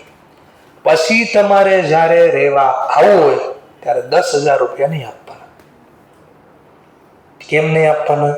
કારણ કે ઓલરેડી શું આપીએ છીએ આપણે? સબસ્ક્રિપ્શન. તો તમને વર્ષમાં 2 વાર 3 વાર 5 વાર જેવી સ્કીમ પછી એટલી વાર મફતમાં રહેવા આવવાની. તો મેન આવક શું હશે આ લોકોની? સબસ્ક્રિપ્શન. એક તમે અહીંયા ગલતેશ્વરથી પછી આ ગાય પગલા વાળો રોડ છે ને, અથવા ગલતેશ્વરના પાછળનો ભાગ, ત્યાંથી નીકળજો. ત્યાંથી ક્યારેક કોકેતામાં સાંભળ્યું હોય કદાચ કે જોયું હોય, રિયો કોલિના એવું નામ છે. રિયો કોલિના આ નામ છે. આ 2015-16માં મેં 16-17 હતો, આઈ થિંક 16-17માં મેં ત્યારે આ કોન્સેપ્ટ બનતો હતો. સ્ટેપ વાઇઝ બને, નદી કિનારે સ્ટેપ વાઇઝ, આમ ડુંગર ઉપર આમ સ્ટેપ વાઇઝ બને. ગમે ત્યાંથી બાલ્કનીમાંથી જોવો ને એટલે તમને નદી દેખાય. એપાર્ટમેન્ટ નથી, એપાર્ટમેન્ટ હોય દરેક માળથી જ નદી દેખાય. આ ઘર છે, મકાન છે, તો મકાનમાં આપણે બાલ્કનીમાંથી પહેલા માળેથી જોઈ તાપી દેખાય. બધા લોકો પહેલા માળેથી જોવે તો કોઈ દી નદી દેખાય? કેમ ન દેખાય? મારે આગળ બીજું મકાન છે, બેને પહેલા માળ જ છે, તો દેખાય ને? દેખાડો શું કરવું પડે? એકની હાઈટ ઓછી, એકની હાઈટ વધારે. તો આમ સ્ટેપ વાઇઝ બનાવે છે આ રીતે. બીજી રીતે કહો તો ટોકીઝમાં જાય તો બધાને સ્ક્રીન દેખાય કે નહીં? કઈ રીતે દેખાય? હા, તો બધા સ્ટેપ વાઇઝ. એનું ક્યારે? ખાલી મેમ્બર એને વેચાય તો મેમ્બર એ બનાવ્યા હતા. એ અંદર જાઓ એટલે તમને 300 400 500 વારનો બંગલો આપે રહેવા માટે. અંદર જાઓ એટલે તમને બધી જ પ્રકારની સુવિધા અંદર મળે. 5 સ્ટાર જેવું લાગે. પર્સનલ ગાર્ડન હોય, પર્સનલ સ્વિમિંગ પુલ હોય, ક્લબ હાઉસ અંદર હોય, બધું આપે. એકદમ સુપર કોન્સેપ્ટ છે. એ ખાલી ત્યારે 50 લાખમાં આપતા હતા. અત્યારે 1.5 કરોડ 2 કરોડ ભાવ થઈ ગયો. મકાનની પ્રાઇસ એટલી બધી થઈ ગઈ. અને મેમ્બર છે એ લોકોને ફાયદો થઈ ગયો. ગમે એટલું ભાડું વધે એને ક્યાં લેવા દેવા? કેમ? એ લોકો મેમ્બર બન્યા ત્યારે થોડા આપ્યા હતા. ગમે એટલું પર ડે નો 15,000 ભાવ છે. કેટલા રૂપિયા? 15,000 ભાડું લાગે. ખાવા પીવાનું અલગ હોય, એમાં ઇન્ક્લુડ ન થાય, એ અલગ હોય. તો આ સિમ્પલ કહેવાનો મતલબ હતો આ લોકોની મેન આવક શું છે? એટલે આ દાખલો તમારે ચેપ્ટર સોલ્વ કરવો હોય તો આ હવાલો કહેવાય, આવશે સબસ્ક્રિપ્શન. ચાલો, તો ડિપેન્ડ્સ ઓન, બધાની આવક અલગ અલગ હોય. જેમ કે આ ડ્રામા ક્લબ, સ્પોર્ટ ક્લબ, આ બધાની મેન આવક શું હોય ખબર છે? સબસ્ક્રિપ્શન હોય. શું હોય? પણ હોસ્પિટલની મેન આવક સબસ્ક્રિપ્શનમાં હોય. તો એની મેન આવક શું હોઈ શકે? દવા થોડીક વેચે તો વેચવાથી થોડાક રૂપિયા સબસ્ક્રિપ્શન મે બી હોઈ શકે. પણ વસ્તુ વેચવાથી, માની લો મેં કીધું બીજું બાજુમાં શું કીધું? Medical store. તો મેડિકલ સ્ટોરમાં દવા વેચાય છે, તો દવા વેચવાથી પણ આવી શકે. પણ મોટા ભાગના દાખલામાં આપણે સબસ્ક્રિપ્શનનો પોઈન્ટ આવશે. મોટા ભાગના એટલે 90% ક્વેશ્ચન બધા હશે એમાં કયો ટોપિક આવ્યો છે? સબસ્ક્રિપ્શન. તો ડિપેન્ડ્સ ઓન કોણ છે, એની મેન આવક શું હોઈ શકે? તો જો જેમ કે આ જે છે ને એ લખ્યું, શું લખ્યું છે? Different treatment base on the nature of receipt. એટલે આનું અકાઉન્ટ અલગ અલગ રીતે થાય. કઈ સંસ્થા છે એના ઉપર. જેમ કે પહેલું નામ શું લખ્યું? ડોનેશન. શું લખ્યું છે? ડોનેશન એટલે દાનમાં ખબર પડે. દાન એટલે દાન ઈચ્છાથી આપવાનું હોય, પરાણે આપવાનું હોય? ખોટી વાત છે, પરાણે આપવાનું હોય. ન ખબર હોય તો કહી દો. જેટલી મોટી સ્કૂલ હોય ને, જેમાં 80,000 લાખ રૂપિયા મહિનાની ફીસ, ત્યાં જરા એડમિશન માટે પૂછવા જવાનું કે અમારે છોકરાને એડમિટ કરવાના છે, આમાં શું ફીસ? કે લાખ રૂપિયા. આપણે કીધું બીજું કંઈ આપવાનું? હા, કે ડોનેશન આપવાનું. આપણે તો હમણાં નથી દેવું, અમે ઓલરેડી દેવી છે. એ કેમ ન હાલે? અમારે આવું છે, ડોનેશન આપવો જ પડશે. અરે ભાઈ દાન અમારી ઈચ્છા કે નહીં, તમારી ઈચ્છા નહીં હાલે, અમારે આવું દાન આપવું પડે. બરાબર, તો ડોનેશન. આ ડોનેશન ક્યાં લખવું? એટલે સર સમજાણો નહીં. ચલો દાન મળ્યું, બોલો ને સર, ને બોલો દાન મળ્યું, કેશ એકાઉન્ટ. બસ મારો ક્વેશ્ચન આ, જમા શું કરું? ડોનેશન જમા કર્યું. ડોનેશન જમા કરવાનું કારણ મેં હમણાં બોલ્યો, કેશ આવે તો ઉધાર. ડોનેશન જમાનું કારણ, જમા બે રીતે થાય, કા આવક ગણો તો જમા થાય, કા લાયબિલિટી ગણો તો જમા થાય. નહીં, હું કીધું ડિફરન્સ, ડિફરન્ટ ટ્રીટમેન્ટ. કયો બિઝનેસ છે એના ઉપર ડિપેન્ડ થશે. તો આ બધા હવાલા છે ને, હવાલા છે, આવશે. એમપીઓ નો ક્વેશ્ચન આવશે તો આ ટોપિક આવશે. ચલો બધું હું શીખવાડીશ, ખાલી રિવ્યુ લઈશ. એન્ટ્રન્સ અને એડમિશન ફી, તો ડિપેન્ડ્સ ઓન કેટલા રૂપિયા છે, નાની રકમ છે, મોટી રકમ, આવું બધું આવશે. સબસ્ક્રિપ્શન જાવી, લાઈફ મેમ્બરશિપ ફીસ એટલે કોઈ વ્યક્તિ કેવો રોજ નહીં આપો, દર વર્ષે નહીં આપો, એક વાર આપો, લાઈફ ટાઈમના પૈસા એક વાર આપે તો કેમ લખાય? અથવા કીધું છે some of source of income for the non offer which have a different treatment. તો બધા માટે અલગ અલગ ટ્રીટમેન્ટ હશે. એટલા વાળા બધું શીખશું. જેમ કે એકવાર મુદ્દા ઉપર આવી જાઓ.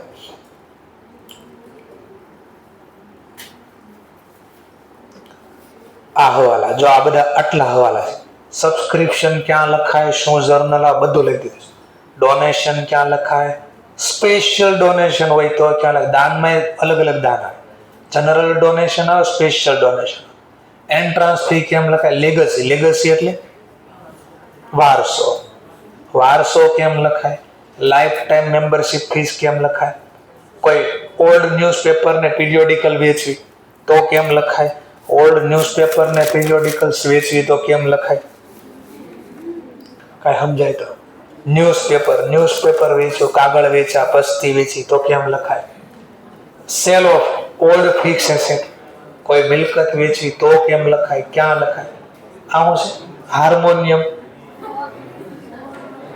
હોર્મોનિયમ, ઓનરિયમ. શું બોલાય? ઓનરિયમ. ઓનરિયમ એટલે સર હું માન સન્માન. માન સન્માન આપી તો કે માન સન્માન મફતમાં અપાય. તમે જે માની લો હમણાં 12મું બોરું થયું અથવા સ્કૂલ કોલેજ ચાલુ થાય ને પહેલા બધા જ લોકો ગામડાનું ક્યાંક બોલાવે, સ્નેહ મિલન બોલાવે. આવું ક્યાંક છે ને, બોલાવે ને. એમાં શું કરે? જેને 1 થી 3 માં રેન્ક આવે બધાને માન સન્માન આપે. પછી મોટી વડીલ જે લોકો હોય, જેને કઈ દાન ને એવું બધું આપ્યું હોય, એ બધાને શું બોલાવે? સ્ટેજ ઉપર બોલાવે અથવા બેસાડે અને પછી ક્યાંક આપે. જો ઠંડી લાગતી હોય તો સાલ આપશે, બરાબર છે. અથવા ગુલદસ્તા આપશે. તો સાલ હોય કે ગુલદસ્તો મફતમાં ન હોય, મફતમાં ન હોય, આના પૈસા લાગ્યા હોય. તો માન સન્માન કેમ લખવું? જે આપે માન સન્માન ઈ કેમ લખે અને જેને માન સન્માન મળે ઈ કેમ લખે. એન્ડોમેન્ટ ફંડ ડોનેશન, આ શીખશું બધું. બરાબર, ટૂંકમાં બધા હવાલા છે. આ કેમ લખો, ક્યાં લખો, આ બધું મારે શીખવાડવાનું છે. ચલો, તો આવી ટોપિક ઉપર તો પહેલું આપણે જોવું છે આ કે રિસીપ પેમેન્ટ એટલે હું કેશ. તો આના વાર્ષિક હિસાબમાં કેશ ખાતામાં શું લખશે? તો કેશ ખાતામાં તમને ખબર જ છે ઓલરેડી. શું ખબર છે? કેશ ખાતું કયા ખાતાનો પ્રકાર? Receipt and payment account. સમજાય એટલે કાઉન્સમાં આ નથી લખવાનું, એક્ઝામમાં આ લખવાનું છે. કેશ એટલે કયા ખાતાનો પ્રકાર? રિયલ. રિયલ ખાતાનો ડેબિટ ક્રેડિટનો રોલ શું છે? આવે તો ઉધાર, જાય તો what comes in DR, what goes out CR. આટલું ક્લિયર થઈ ગયો પોઈન્ટ? પક્કો છે? સરસ. ચલો ધ્યાન આપતા. આ રોકડા ક્યાંથી આવે? ક્વેશ્ચન થાય ને, ક્યાંથી રોકડા આવી શકે? તો માની લો કોઈ જૂની બેલેન્સ પડી હોય તો અહીંયા લખવાની ઓપનિંગ બેલેન્સ. પછી રોકડા ક્યાં આવી શકે? તો હમણાં જ મેં કહ્યું મેન આવક આપણી શું હશે? સબસ્ક્રિપ્શન. તો આ તો આવશે. પછી ક્યાંથી આવી શકે? કોઈ મિલકત વેચવી એના પૈસા આવી શકે, કોઈ એસેટ સોલ્ડ કરે એના પૈસા આવી શકે, અથવા કઈ આપણે માની લો ઘણી વાર વસ્તુ વેચતા બી હોય, માની લો જેમ કે હોસ્પિટલ વાળા દવા વેચે બી છે, તો કોઈ ગુડ્સ સોલ્ડ કરવાથી આવી શકે, જેનો બિઝનેસ હોય તો ન કરવાય. ચલો પછી ક્યાંયથી આવી શકે? હા, હમણાં બોલે દાન, કોઈ દાન કરે આપણને દાન મળે, તો ડોનેશન મળે, રોકડ આવે તો ઉધાર. તો એનો મતલબ આવા બધા જ્યાંથી મળે ત્યાં લખશો. બીજું ક્યાંયથી મળે? હા, હમણાં જો પસ્તી વેચી, ક્યાંક પસ્તી વેચી, હા તો પસ્તી વેચે એટલે સ્ક્રેપ વેચવાથી કઈ આવ્યું, સ્ક્રેપ સોલ્ડ કરવાથી કઈ આવે તો બધું મેં તમને લિસ્ટ લખીને આપ્યું છે, ક્યાંથી ક્યાંથી આ રૂપિયા આવી શકે. તો આવી રીતે છે. હું ડેમો ખાલી લખું છું, આખું લિસ્ટ છે. પછી આપણે પેમેન્ટ રોકડ જાય તો જવા રોકડા ક્યાં આપી શકીએ આપણે? ચલો, તો જેમ કે ગુડ્સ પેલા વેચવા છે, તો ગુડ્સ ખરીદાવ્યો આપણે ને, આપણે પહેલા ગુડ્સ કઈ પરચેસ કર્યા હોય તો રોકડા ચૂકવી. પછી માની લો મેડિકલ સ્ટોર વાળા છે, ખરીદીને છે, પણ જે જગ્યાએ ચલાવતા હશે એનું કઈ લાગશે, આ ભાડું લાગશે તો એ ચૂકવવું પડે. પછી કઈ લાઇટ બિલ આવશે તો એ ચૂકવવું પડશે, અથવા કઈ રિપેરિંગ કરાવવાનો ખર્ચો થઈ શકે. પછી કઈ ડેપ્રિસિએશન લાગે તો કેમ ને ડેપ્રિસિએશન ન લાગે એસેટ ઉપર, પણ એ રોકડા આપવાના હોય કોઈને ના, તો નોર્મલ આવા ખર્ચ ના નામ. માની લો કોઈ એસેટ સોલ્ડ કરે તો પેલા ખરીદી બી હશે ને, એસેટ પરચેસ કરવાના ખર્ચા લાગી શકે. સર બીજો હજી કઈ હોઈ શકે? હા, અહીંયા બી સામે લે. ઘણી વાર હમણાં જ કીધું ડોનેશન મળ્યું, પછી ક્યાંક બીજું મળ્યું હતું, લેગસી મળી હતી, એન્ડોમેન્ટ ફંડ મળી શકે, લાઈફ ટાઈમ મેમ્બરશિપ ફીસ મળી શકે, અથવા એન્ટ્રાન્સ ફી મળી શકે, જે હવાલા થાય. આવો જો પેજ નંબર તમને દેખાયા તો હું જે બોલ્યો, ઓપનિંગ બેલેન્સ કેશ અથવા બેંકની હોય તો સબસ્ક્રિપ્શન લખ્યું છે, મેમ્બરશિપ ફી બોલો, એન્ટ્રાન્સ ફી બોલો, એડમિશન ફી બોલો, લાઈફ ટાઈમ મેમ્બરશિપ ફીસ બોલો, સેલ ઓફ રિફ્રેશમેન્ટ. આ શું હોય? સેલ ઓફ રિફ્રેશમેન્ટ એટલે મિન્ટોઝ આવતું છે ને, એ રિફ્રેશમેન્ટની વાત કરતા છે. અહીંયા રિફ્રેશમેન્ટનો મતલબ આવો પહેલા શબ્દ આવી ગયો છે, જો યાદ હોય ને તો. પેટી કેશબુક કઈ યાદ છે? પેટી કેશબુકમાં આવ્યું હતું. સર એમાંય પાછું ક્યાં હતું? નોન ઇમ્પ્રેસ સિસ્ટમમાં આવ્યું હતું. રિફ્રેશમેન્ટ એનો મતલબ તાજા માજા કરો. આપણા ઘરે મહેમાન આવે, હા તાજા માજા, આપણે એના મહેમાન આવે તો આપણે એને શું કરી? પાણી પાવી, પેલા ચા પાણી, ને બહુ નજીકના મહેમાન હોય તો ખાવાનું આપી, કે નાસ્તો પાણી કરાવી. અને તો આ બધું એમ ધંધાની અંદર કોઈ નજીકના વેપારી આવે તો એને મફતમાં ન થાય, એટલે ચા પાણી પીવા પડે. તો ચા પાણી પીવાનો ખર્ચો વેચતા હોય, આ લોકો વેચતા હોય, આ તો ધંધો છે, તો વસ્તુ વેચતા હોય, ખરીદતા હોય, તો સેલ ઓફ રિપેર. એટલે બીજી રીતે કહું ને તમને, જેટલી બી હોસ્પિટલ હોય ને જ્યાં એડમિટ થતા હોય, એમાં મોટા ભાગે જે મોટી હોસ્પિટલ હોય ને એની અંદર અથવા એની બહાર તરત એક દુકાન હોય, એને કેન્ટીન બોલે. કોલેજ બાવા કરતા એને ખબર જ હોય, અને એ બધા ત્યાં જ પડ્યા હોય, આટા મારતા ત્યાં જ. પાક્કું છે, કેન્ટીન હોય. કેન્ટીન લઈને નાસ્તો કરવાનું બાનું હોય, ના ભેગા થવાનું, નેટ બંક મારી દેવાનો કોલેજમાંથી, ના ભેગા હી હા હા ઓ, આખો દિવસ ઈ કરે, આખો દિવસ કોઈ ટેન્શન ન હોય, કારણ કે એને 3 વર્ષ કાઢવાનો હોય ગમે એમ કરે, બરાબર. તો નેટ આ તો કોલેજમાં ઓલા શિક્ષક પરાણે કેમ 75% હાજરી જોઈએ, નકર એક્ઝામ નહીં દેવાની એટલે બેહે, બાકીના કોઈ ભણવા નથી જતું. નેટ નાટક કરવા જાય. આ ફેક્ટ છે, વાસ્તવિકતા છે. એજ્યુકેશન આવું બનાવી દીધું છે. ઓલા ભણવા માટે પૈસા દેવાના અને પછી શિક્ષક પાછા પરાણે પકડીને બોલો આવો બેહો અહીંયા 75% હાજરી રાખો. એ બધું શિક્ષકને કરવાનું, ખુદની તો કોઈ જવાબદારી જ નથી. ચલો, કારણ કે આપણો કેરિયર આપણે બનાવતા, આપણી તો ક્યાંક રિસ્પોન્સિબિલિટી હોવી જોઈએ ને કે ભાઈ આપણે હાથે ક્યાંક કરવું પડે. બધું ઓલા કે એમ ન કરવાનું. કાલે અમુક સ્ટુડન્ટે કર્યો તો વિરલ સરને મગજ થોડોક ખરાબ થઈ ગયો. બધાને બોલાવ્યા નીચે અને પેરેન્ટ્સ સાથે વાત કરે, કીધું આ બધા જો નાટક જ કરે છે. કે મેડમ નીચે બોલાવ્યા હતા, મેડમે હું કલાક ને બિહાર દીધા તમને.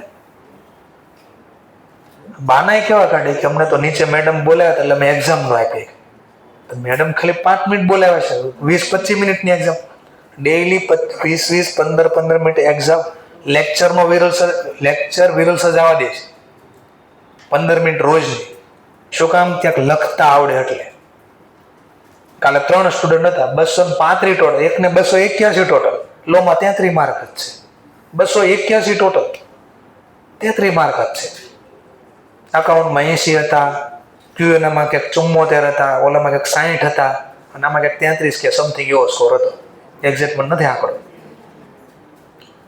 તો આ એટલેમાં એમાં ઘણા વાલિયારે વાત કરે ને તો નહીં ગમે, અને વિરલ સર આવશે ને તો ડોળાય કાઢશે. આ એવા ક્યાં મારે આવો શું કર્યો એમ થવા મળે અંદરથી. પણ એના હાટો નહોતો, તમારા માટે હતા. અત્યારે જો હમણાં હું પેનલ્ટી આપું ને, આ સર ક્યાં ભણાવવા માટે આવ્યા, અને હું કામ ન કરે, મનમાં એવું થવા મળે. ચલો ઠીક છે, આપણે અહીંયા રહી. Life time membership fees, sale of refreshment, interest મળ્યો, સેલ ઓફ એસેટ, ડોનેશન મળ્યું, sale of old newspaper, sale of sport material, receipt for prize. આ જે નથી ખબર પડતી ની હવાલા છે, એ મારે શીખવાડવા. અત્યારે ખાલી લિસ્ટ જોવી છે કે રોકડા ક્યાંથી આવી શકે, એનો લિસ્ટ છે. Donation for building fund, interest on prize fund. એને જ્યાં નથી સમજાણું કોઈ પ્રોબ્લેમ નહીં, આનો હવાલો છે આખો. સર અમને થોડો શાંતિ થાય એવું કહી ગયો, ક્યાં છે હવાલો તો મજા આવે થોડી. જો સ્પેશિયલ ફંડ, એમાં હું લખ્યું પ્રાઇઝ ફંડ. તો આ બધા હવાલા છે. જો એન્ડોમેન્ટ ફંડ, તો અમારે જે શીખવાડવાનું છે. એટલે નો ખબર પડે કોઈ વાંધો નહીં. લાઈફ ટાઈમ મેમ્બરશિપ કેમ, ખાલી નામ જોવી છે અત્યારે આપણે. ચલો, એમ પેમેન્ટ સાઈડ હું લખશું, જે આપણે રૂપિયા ચૂકવીએ, જેના ચૂકવીએ રૂપિયા જ આવવા જોઈએ. સેલરી ચૂકવવી, ઇન્સ્યોરન્સ ના ચૂકવવી, રેટ એન્ડ ટેક્સીસ ચૂકવવી. અને શું યાર રેટ એન્ડ ટેક્સીસ? ભાડું તો છે જ ને, રેન્ટ નથી, રેટ એન્ડ ટેક્સીસ છે.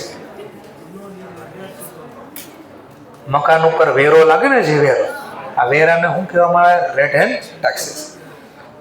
પોસ્ટ એન્ડ ટેલિફોન કઈ ખર્ચો થયો હોય, પ્રિન્ટિંગ સ્ટેશનરીનો ખર્ચો, કોઈ ફિક્સ એસેટ ખરીદી, ન્યૂઝપેપર અથવા પિરિયોડિકલ્સ એટલે મેગેઝિન ને એવું કઈ બંધાવ્યું એનો ખર્ચો થાય, અને વાંચીને પછી એને ભંગારમાં વેચી શકાય. Payment for purchase of food stock, જેમ કે માની લો વાત કરતા હતા આપણે મેડિકલ હોસ્પિટલની નીચે આ હોય કેન્ટીન હોય, તો કેન્ટીનમાં માની લો બધી વસ્તુ વેચાય ખાવા પીવાની. તો ખાવા પીવાની વસ્તુ વેચવી હોય તો પેલા બનાવવી પડે ને. આ બનાવવા માટે પેલા ખરીદવું પડે. ફૂડ એટલે ખાવાની વસ્તુ, વેજીટેબલ, ફૂડ સ્ટોક. ને શું કામ હશે? દવાખાના શું કામ રાખતા હોય આ લોકો? પેશન્ટ તો બિચારા હોઈ ગયા, કોમામાં હોય શું ખાવાના? કોમામાં હોય બિચારો પેશન્ટ હાટું, પેશન્ટ ખાવાની કેવડ દો આપણે. તો સમજવા માટે આ તો આપણે અહીંયા સારું છે. સારું એટલા માટે કે માની લો આપણા ઘરે કોઈ બીમાર છે, માની લો બંને હસબન્ડ વાઈફને ત્યાં જવું પડ્યું, ત્યાં રહેવું પડે એમ છે, માની લો સમજવા માટે. આપણે બધી સુવિધા નજીકમાં મળે. કિલોમીટરની અંદર તો હોસ્પિટલ આવી જ જાય. બધી જગ્યાએ આવું ન હોય. દિલ્હી બેંગ્લોરમાં જાઓ તો બહુ દૂર જવું પડે. આવવા જવાનું કલાક 2 કલાક તો ત્યાં જ રહી જાય. બીજું, હવે જેના ઘરે બીમાર હોય એને ઘરે ખાવા જવાનું બનાવવાનું મન થાય? એમાં સિરિયસ કેસ હોય તો એ બનાવે નહીં. તો બીજું સમજવા માટે આપણે ઓર એક ફેસિલિટી સારી, માની લો જેના ઘરે બીમાર હતા, આપણે આજુબાજુવાળાના સંબંધ તો બહુ સારા હોય, તો આપણે જેવું કોઈ બીમાર થાય ને એટલે કે ભાઈ તમારે હોસ્પિટલ લઈ જાઓ, અમે તમને બનાવી દઈશું. એટલે આપણે જે કેન્ટીનનું કલ્ચર એટલું નથી, એનું કારણ છે નજીકમાં જ ઘર હોય અથવા નથી નજીકમાં તો આજુબાજુવાળા હેલ્પ કરતા. સિટીમાં જ બાજુમાં કોણ રહેતો, સિટીમાં જ વાત કરો, સિટીમાં જ બાજુમાં કોણ રહેતો એ ન ખબર હોય. દિલ્હી બેંગ્લોરની વાત તો અલગ છે, ત્યાં કોઈ એકબીજાને ઓળખતા ન હોય, તો ત્યાં બનાવવાની વાત જ ક્યાં રહે. બરાબર, ચલો. તો આ સમજવા માટે એ લોકો આખો દિવસ માની લો ભૂખ્યા રહેશે તો એ પણ બીમાર પડે, ઉજાગરા હોય, ખાય નહીં, શું થાય, એ પણ બીમાર થઈ જાય. આટલા માટે ત્યાં સુવિધા રાખવામાં આવે. અને ખબર આપણે બધા ખબર કાઢવા જાય એ શું કામ, ઘણા કે આ શું કરવા આવતા છે, આ બહુ ખરાબ છે ને આમ છે ને તેમ છે. ફાયદો છે ને ગેરફાયદો, કોઈ વસ્તુ 100% સારી ન હોય, 100% ખરાબ ન હોય. એટલા માટે છે પેશન્ટને મળવાની વાત, પેશન્ટ જ ખાલી બાન હોય એ તો છે, બીજા હારે જે હોય ને ખાસ એના હારે એને વાતો કરાવવા છે. શું કામ, એનું મગજ ડાયવર્ટ થાય, જ્ઞાન મગજ ન રહે. વાતચીત થાય એટલે શું થાય, બીજી વાતચીત કરે એટલે ઓલું દુઃખ ભૂલાય. બીમાર પડે ને જે વ્યક્તિ હોય એને શું કરે, પેલા થોડુંક પૂછે શું થયું તું, શેના કારણે થયું, એટલે થોડુંક યાદ કરે, ભાઈ આપણને તકલીફ છે. પછી તકલીફમાંથી બહાર કાઢવા પાછી નવી વાતો કરાવે. એટલે કલાક 2 કલાક જાય. કેમ અહીંયા 1.5 કલાક ફટદારાનો વયો જતો હોય, પણ ઘરે 1.5 કલાક મોબાઈલ લઈને લીધા વગર ના બેસી છે, ના જાય સમય. એટલે સમય કાઢવા માટેની આ સિસ્ટમ હતી. બરાબર, પણ હવે કીધું ને સલાહની જરૂર નથી, તો કોઈ સલાહ દેવા જ નથી આવતું. હવે મહેમાન કલ્ચર ઘટી ગયું, ઘરે મહેમાન બહુ ઓછા હોતા હશે, તો એ ફાયદો નહીં ગેરફાયદો થયો ઉલટા. જનરલ એક્સપેન્સ, સ્પોટ મટીરિયલ વેચવું હોય ને, સ્પોટ મટીરિયલ તો ખરીદવું બી પડે. પ્રાઇઝ અવોર્ડેડ, આ પ્રાઇઝ એવોર્ડેડ નો મતલબ ઇનામ આપવું, ક્લોઝિંગ બેલેન્સ. અને વર્ષના અંતે કાંઈ બેલેન્સ પડ્યું હોય તો ખાલી આ ડેમો હેકો કે આપણે શું બનાવવાનું આવશે, રિસિપ્ટ અને પેમેન્ટ. એમાં શું લખવાનું, રિસિપ્ટ સાઈડ રોકડ જ્યાંથી મેળવ્યા હોય એનું નામ લખવાનું, પેમેન્ટ સાઈડ ક્યાં શું લખવાનું, જેના આપણે રૂપિયા ચૂકવા હોય એટલે પેમેન્ટ લખવાનું છે. તો થોડાક બેઝિક નામ લખ્યા. એમ હવે નામ છે ઇન્કમ એક્સપેન્સ એકાઉન્ટ. કયું? Income expense. આપણે ચેપ્ટર 7 ઓલા ખર્ચા લખતામાં અચુબચું યાદ આવ્યું કઈ, ચૂકવવાના બાકી, અગાઉથી ચૂકવેલા. તો આપણે ત્યાં જે લખ્યું ને, આ P&L બનાવ્યું હતું ને, એ એક્રુઅલ કોન્સેપ્ટ પ્રમાણે બનાવ્યું. કયા કોન્સેપ્ટ પ્રમાણે? તો ન્યાય યાદ કરાવ્યું હતું ને પાછું અહીંયા યાદ કરાવો. એક્રુઅલ કોન્સેપ્ટનો મતલબ શું હતો, ન્યાય યાદ કરજો, કીધું હતું સર્વિસ લીધી, જેટલા સમયની એટલા સમયનો ખર્ચ લખવો પડે. પછી રોકડા ચૂકવા હોય તો એ ભલે, ન ચૂકવા હોય તો એમ. માની લો સર્વિસ આપી તો જેટલા સમયની સર્વિસ આપી એટલા સમયની આવક લખવી પડે. પછી રોકડા મળે તોય ભલે, ન મળે. તો અહીંયા બી ઇન્કમ એક્સપેન્ડિચર ખાતું બનશે. એ કયા પ્રિન્સિપલ પ્રમાણે, કયા કોન્સેપ્ટ પ્રમાણે બનશે? એક્રુઅલ. અક્રુઅલ બોલો, એક્રુઅલ બોલો. ઓળખો છો અક્રુઅલ ને? કોણ હતા અક્રુઅલ?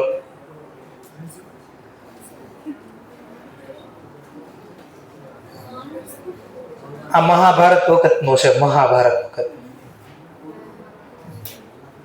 ઓલા કૃષ્ણ ભગવાનને ખબર હતી પહેલી વાર લઈ જવાના હતા કંસ, મામા કંસ પાસે.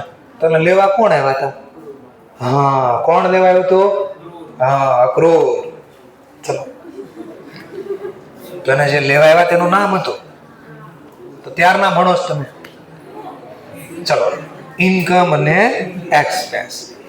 તો ઇન્કમ એટલે આવક, તો જમા બાજુ આવક લખશું. આવકના નામ જો, donation, entrance fee, admission fee, subscription, life membership fee. જોજો પણ આને બોલ્ડ કર્યા છે ક્યાં, આ બોલ્ડ નથી. આનો મતલબ આ હવાલા છે. મે બી અહીંયા આવી શકે, મે બી બીજી જગ્યાએ આવી શકે. જોજો, બોલો સાંભળજો. આ મારી આવક હોય, આવકને કઈ બેલેન્સ હોય? જમા બાકી હોય ને, આવકને કઈ બાકી હોય? જમા. તો આ જમા છે. લાયબિલિટી ને કઈ બાકી હોય? જમા બાકી. કયું નામ હતું હમણાં? ડોનેશન. પેલું નામ હતું ડોનેશન. ડોનેશન. તો સર તમારું કઈ નક્કી નથી રહેતું. ઘડીક અહીંયા લખાવો છો, ઘડીક અહીંયા લખાવો છો ડોનેશન. તમે કહો ડિપેન્ડ્સ ઓન, એ હવાલા છે, કેમ લખો એ મારે શીખવાડવાનું. પછી જોજો બીજું નામ શું હતું? એન્ટ્રાન્સ. શું હતું? Entrance fee. ચલો, life time membership. Entrance fee બોલો, લાઈફ ટાઈમ મેમ્બરશિપ ફીસ બોલો. પછી નામ શું હતું? સબસ્ક્રિપ્શન. શું હતું? સબસ્ક્રિપ્શન. તો સબસ્ક્રિપ્શન એ ક્યારેક આવશે? Life time membership fee, entrance fee. તો આ બધા હવાલા છે. એ મે બી અહીંયા બી આવી શકે, મે બી ઇન્કમ એક્સપેન્સમાં આવી શકે. ક્યારે લખો એ મારે શીખવાડવાનું છે. અત્યારે ખાલી નામ બોલું છું. તો ઇન્કમ સાઇડ આવા નામ, આવક લખવાનું. આવકનું નામ donation, entrance fee, admission fee, subscription, life time membership. અને આ તો અહીંયા જ આવશે, profit from cell of refreshment, profit from cell of asset, અથવા તો ન્યૂઝપેપર ભંગારમાં વેચા તો એ ખુદ નફો કહેવાય. ચલો, sale of sport material, sport material વેચવી એ તો બધી આવક કહેવાય. ટૂંકમાં આવકના નામ. તો ખર્ચા બી થાય. ખર્ચના નામ salary, insurance, rent and taxes, honorarium, postage, telecom, printing stationery, newspaper periodicals, general expense, sport material ખરીદવું, loss on sale of asset, depreciation on fix asset. તો થોડાક નામ યાદ આવે. ભાઈ ખર્ચ ક્યાંક લખ્યા છે નામ, અહીંયા ક્યાંક આવકના નામ લખ્યા છે. આવું ક્યાંક ભણવાનું આવવાનું છે. ખાલી નામ યાદ કરી દઈશ. શું છે પણ નામે યાદ નથી રહેતા, કાંઈ વાંધો નહીં. હજી આપણે નથી ભણવાનું ચાલુ કર્યું. હવે બેલેન્સ શીટ. બેલેન્સ શીટમાં તો આપણને ખબર છે એસેટ સાઈડ શું આવે? બે પ્રકારની એસેટ આવે, એક ફિક્સ એસેટ અને એક કરંટ એસેટ. તો હવે ફિક્સ એસેટના નામ હશે, જેમ કે જો ઇન્વેસ્ટમેન્ટ કર્યું, પ્રાઇઝ ફંડ ઇન્વેસ્ટમેન્ટ, સ્ટોક છે, ઓપનિંગ બેલેન્સ એસેટ. નવી કંઈ ખરીદી તો એડ કરવાની, જો લખવાના બાકી હોય તો વેચીને લખવાની, બાકી હોય તો માઇનસ કરવાનો, ઘસારો ગણવાનો બાકી હોય તો માઇનસ કરવાનો. કોઈ અગાઉથી ચૂકવેલા ખર્ચા, મળવાની બાકી આવક, તો જે લખતા ને ચેપ્ટર 7માં એ જ છે આમાં. એટલે આમાં કઈ નવું હતું નહીં. લાયબિલિટી સાઈડ થોડું નવું દેખાય. લાયબિલિટીમાં આપણે પહેલું નામ શું લખતા? કેપિટલ લખતા. શું લખતા? અહીંયા ખાલી કેપિટલ નહીં, બાજુમાં શબ્દ આવ્યો જો કેપિટલ ફંડ. પછી ઓલા પાર્ટનરશિપમાં પહેલું લાયબિલિટી સાઈડ શું નામ લખતા? Partners capital. ખાલી કેપિટલ ન બોલતા, પાર્ટનર્સ કેપિટલ. એમાં એનપીઓ છે તો અહીંયા ખબર પડે કેપિટલ ફંડ શબ્દ લગાડવામાં આવે. શું લખવામાં આવે? Capital fund. એટલે માલિકનું ભંડોળ, જેણે એનપીઓ ચાલુ કર્યો, જેને ટ્રસ્ટી છે, જેનામાં પૈસા નાખ્યા છે, એનું ભંડોળ વત્તા પ્રોફિટ બોલતા. ખબર પડે નેટ પ્રોફિટ. પણ આ લોકો પ્રોફિટ લોસ તો ગોતતા નથી. આ તો શું ગોતે છે? સરપ્લસ. પ્રોફિટને શું બોલશે? સરપ્લસ. નેટ લોસને શું બોલશે? ડેબિટ. તો આપણો મૂડીમાં આટલો નફો થાય તો વધે, આપણી મૂડીમાં નુકસાન થાય તો એટલું ઘટાડો થાય. પછી આ એડ થાય કે આ નવા રૂપિયા આપણને એટલા મળ્યા. ક્યાંથી મળ્યા? Life time membership. Life time માટે કોઈ પૈસા આપ્યા, કોઈ દાન, વારસો આપ્યો. શું આપ્યું? વારસો. કોઈ દાન આપ્યું. વારસો એટલે હું પેલા માની લો આપણા પપ્પા છે, આખો વર્ષ મહેનત કરે, આખી લાઈફ મહેનત કરે, પછી જ્યારે એ નિવૃત્ત થાય, 60 વર્ષ ઉપરની એજ થાય, એમનો એજ થઈ જાય, પછી એમ નજીક સમય આવે અથવા અચાનક ડેથ બી થઈ ગયો, તો એને આખી લાઈફ જે મહેનત કરીને કમાણા હોય ને, જમીન લીધી હોય, મકાન લીધું હોય કે કાંઈ પણ હોય, એ બધું આપણને મળે. આપણને જે મળ્યું બદલામાં એને શું બોલાય? વારસો. શું કહેવાય ને? વારસો. એટલે કોઈ પોતાની આખા લાઈફની જે કાંઈ કમાણી હોય ને એ બધું બીજા નાખી દે, એને શું બોલવામાં આવે? વારસો. ક્લિયર? એવી રીતે 2000 વર્ષ તો બોલાઈ ગયું. એક સંજુ નામનું મૂવી આવ્યું હતું. સંજય દત્ત ઉપરની બાયોગ્રાફી હતી, આખી એના ઉપર સ્ટોરી હતી. તો એ મૂવી જોઈને યુપી ગૂગલમાં સર્ચ કરી લેજો. એ મૂવી જોઈને ન્યૂઝ ચેનલમાં જોઈ લે, આજ તકમાં ગમે એમાં જોઈ લે, સર્ચ કરશે મળી જાય. એ મૂવી જોઈને યુપીના એક મોટી ઉંમરના વૃદ્ધ હતા, લેડી હતા, દાદીમાં કહી શકાય, એને મૂવી જોઈને પછી દુઃખ લાગી ગયું. બિચારા સંજય દત્તને કેટલું દુઃખ ભોગવવું પડ્યું હતું. એણે પોતાનો જેટલો પણ વારસો હતો ને, એટલે ટૂંકમાં જેટલી એના પાસે પ્રોપર્ટી હતી ને, બધી જમીન અને ખેતીની જે જગ્યા હતી, એટલે જમીન મકાન બધું જે એના નામે હતું ને, એને 3 કે 4 છોકરા હતા.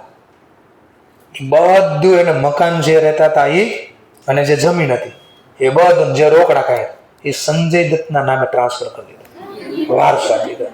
એટલે બિચારાને કેટલું દુઃખ પડ્યું હતું. અને ડોહીમાં એ લખીને ગયા, એક્સપાયર થઈ ગયા. હવે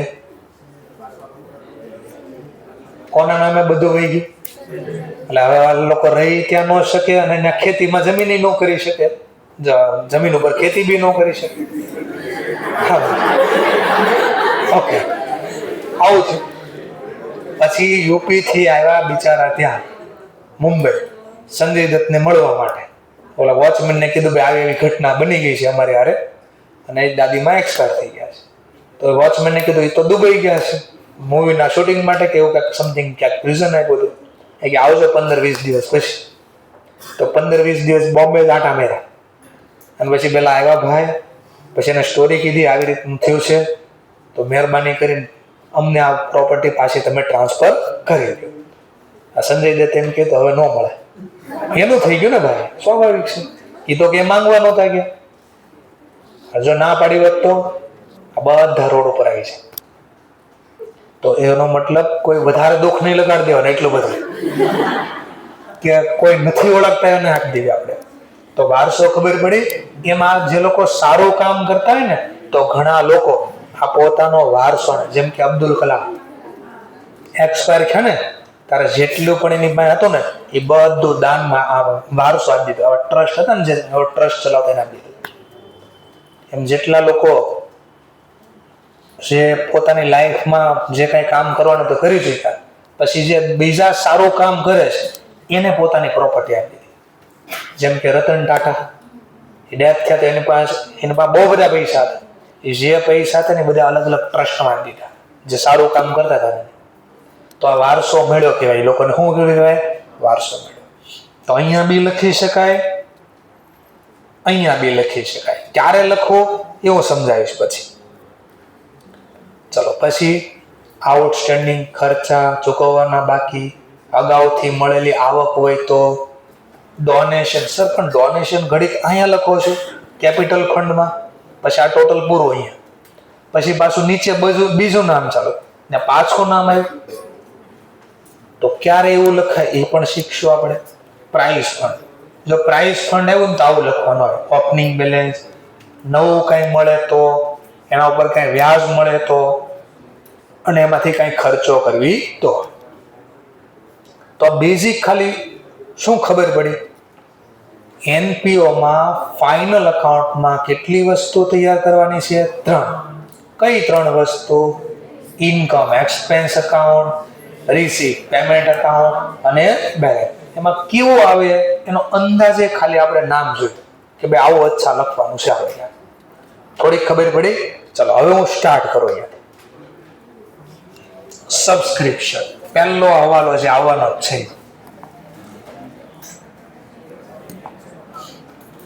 ચલો, આનું મેક્સિમમ ફોર્મેટ આપી દઉં છું. પછી આ કેમ બન્યું એ બી સમજાવો છું. કાંઈ મળશે નહીં પછી તમારી ઈચ્છા. ચલો, આનું મેક્સિમમ કોઈ પણ ખર્ચ કે કોઈ પણ આવક આનથી બારું ન બને. તો હું પહેલા આવકનું ફોર્મેટ આપું છું. પછી આવકનું કોઈ પણ નામ હોઈ શકે. ઇન્કમનું આ ફોર્મેટ આપો છો. જેમ કે આપણા ક્વેશ્ચનમાં મેન આવક શું હશે? સબસ્ક્રિપ્શન. તો આ સબસ્ક્રિપ્શનનું ફોર્મેટ આવું આવશે. અહીંયા બાય બેંક અથવા cash account.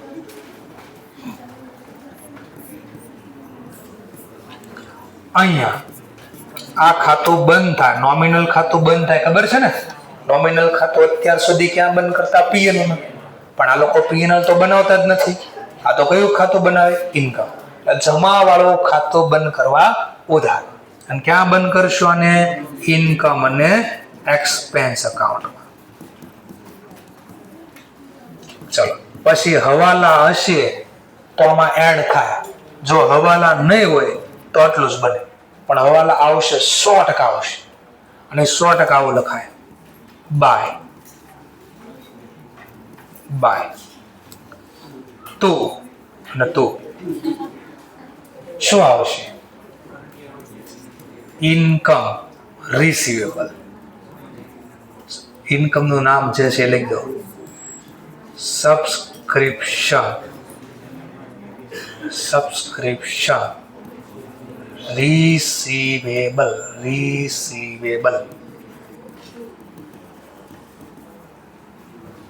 Subscription receivable. Subscription. પછી મારે આ સમજાવવાનું છે, આ બધું હું લખવી છે કઈ રીતે આવશે. Subscription receive in advance.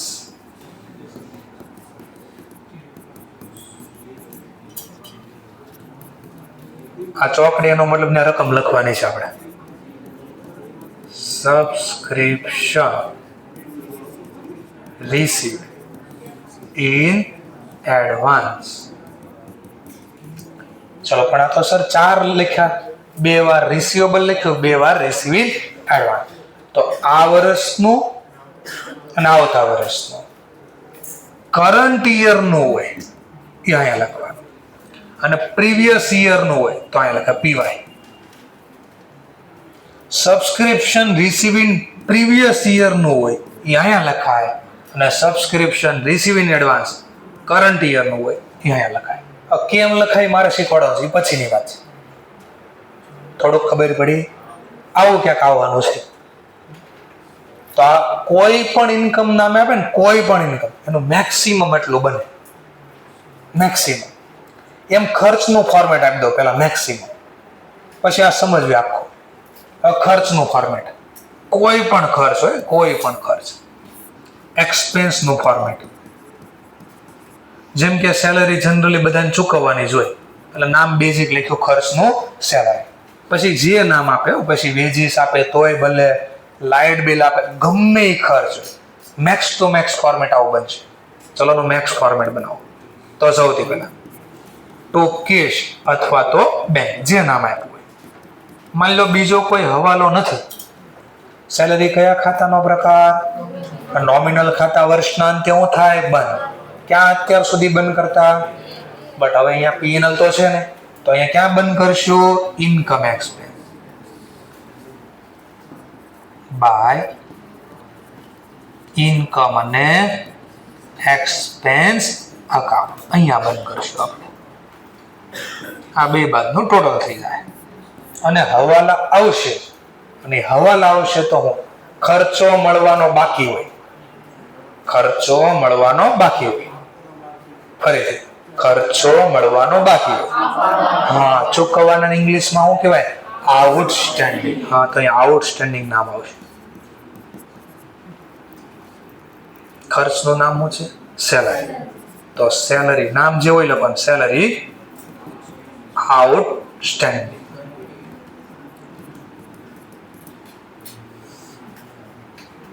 Salary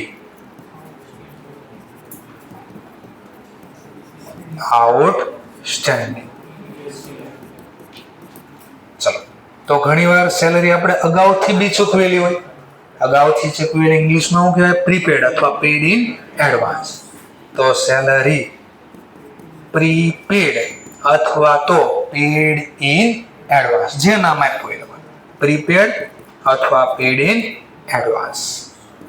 two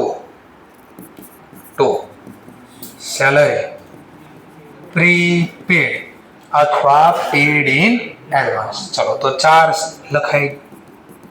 હવે આ કયા વર્ષનું? તો આ વર્ષનું હોય ને ગયા વર્ષનું હોય તો આવતા વર્ષનું હોય, તો કયું અહીંયા લખવાનું? ચાલો તો અહીંયા લખો તો સમજવા માટે. સેલરી આઉટસ્ટેન્ડિંગ આ કરંટ યરની હોય ને અહીંયા લખવાનું.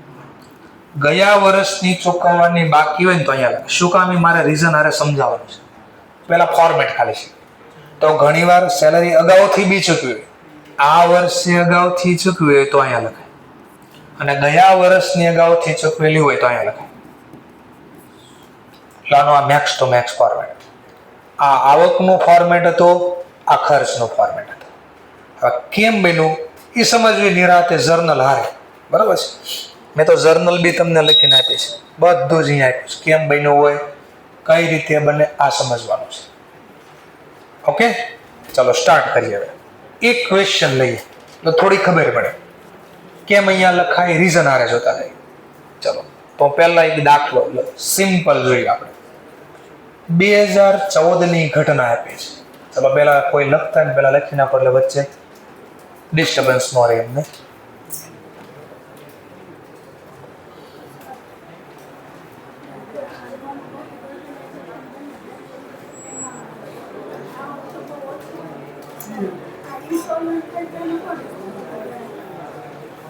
લિમિટેડ હતી એમાં જે ટ્રસ્ટમાં પૈસા આવી બીજા ગયા બરાબર, એમાં પાછું કરાર ને બધું કરેલું, લોમાં આવશે બધા. તેને કયા કયા ટર્મ્સ કન્ડિશન બન્યું છે એને જે બનાવો ને એના ઉપર ડિપેન્ડ થાય.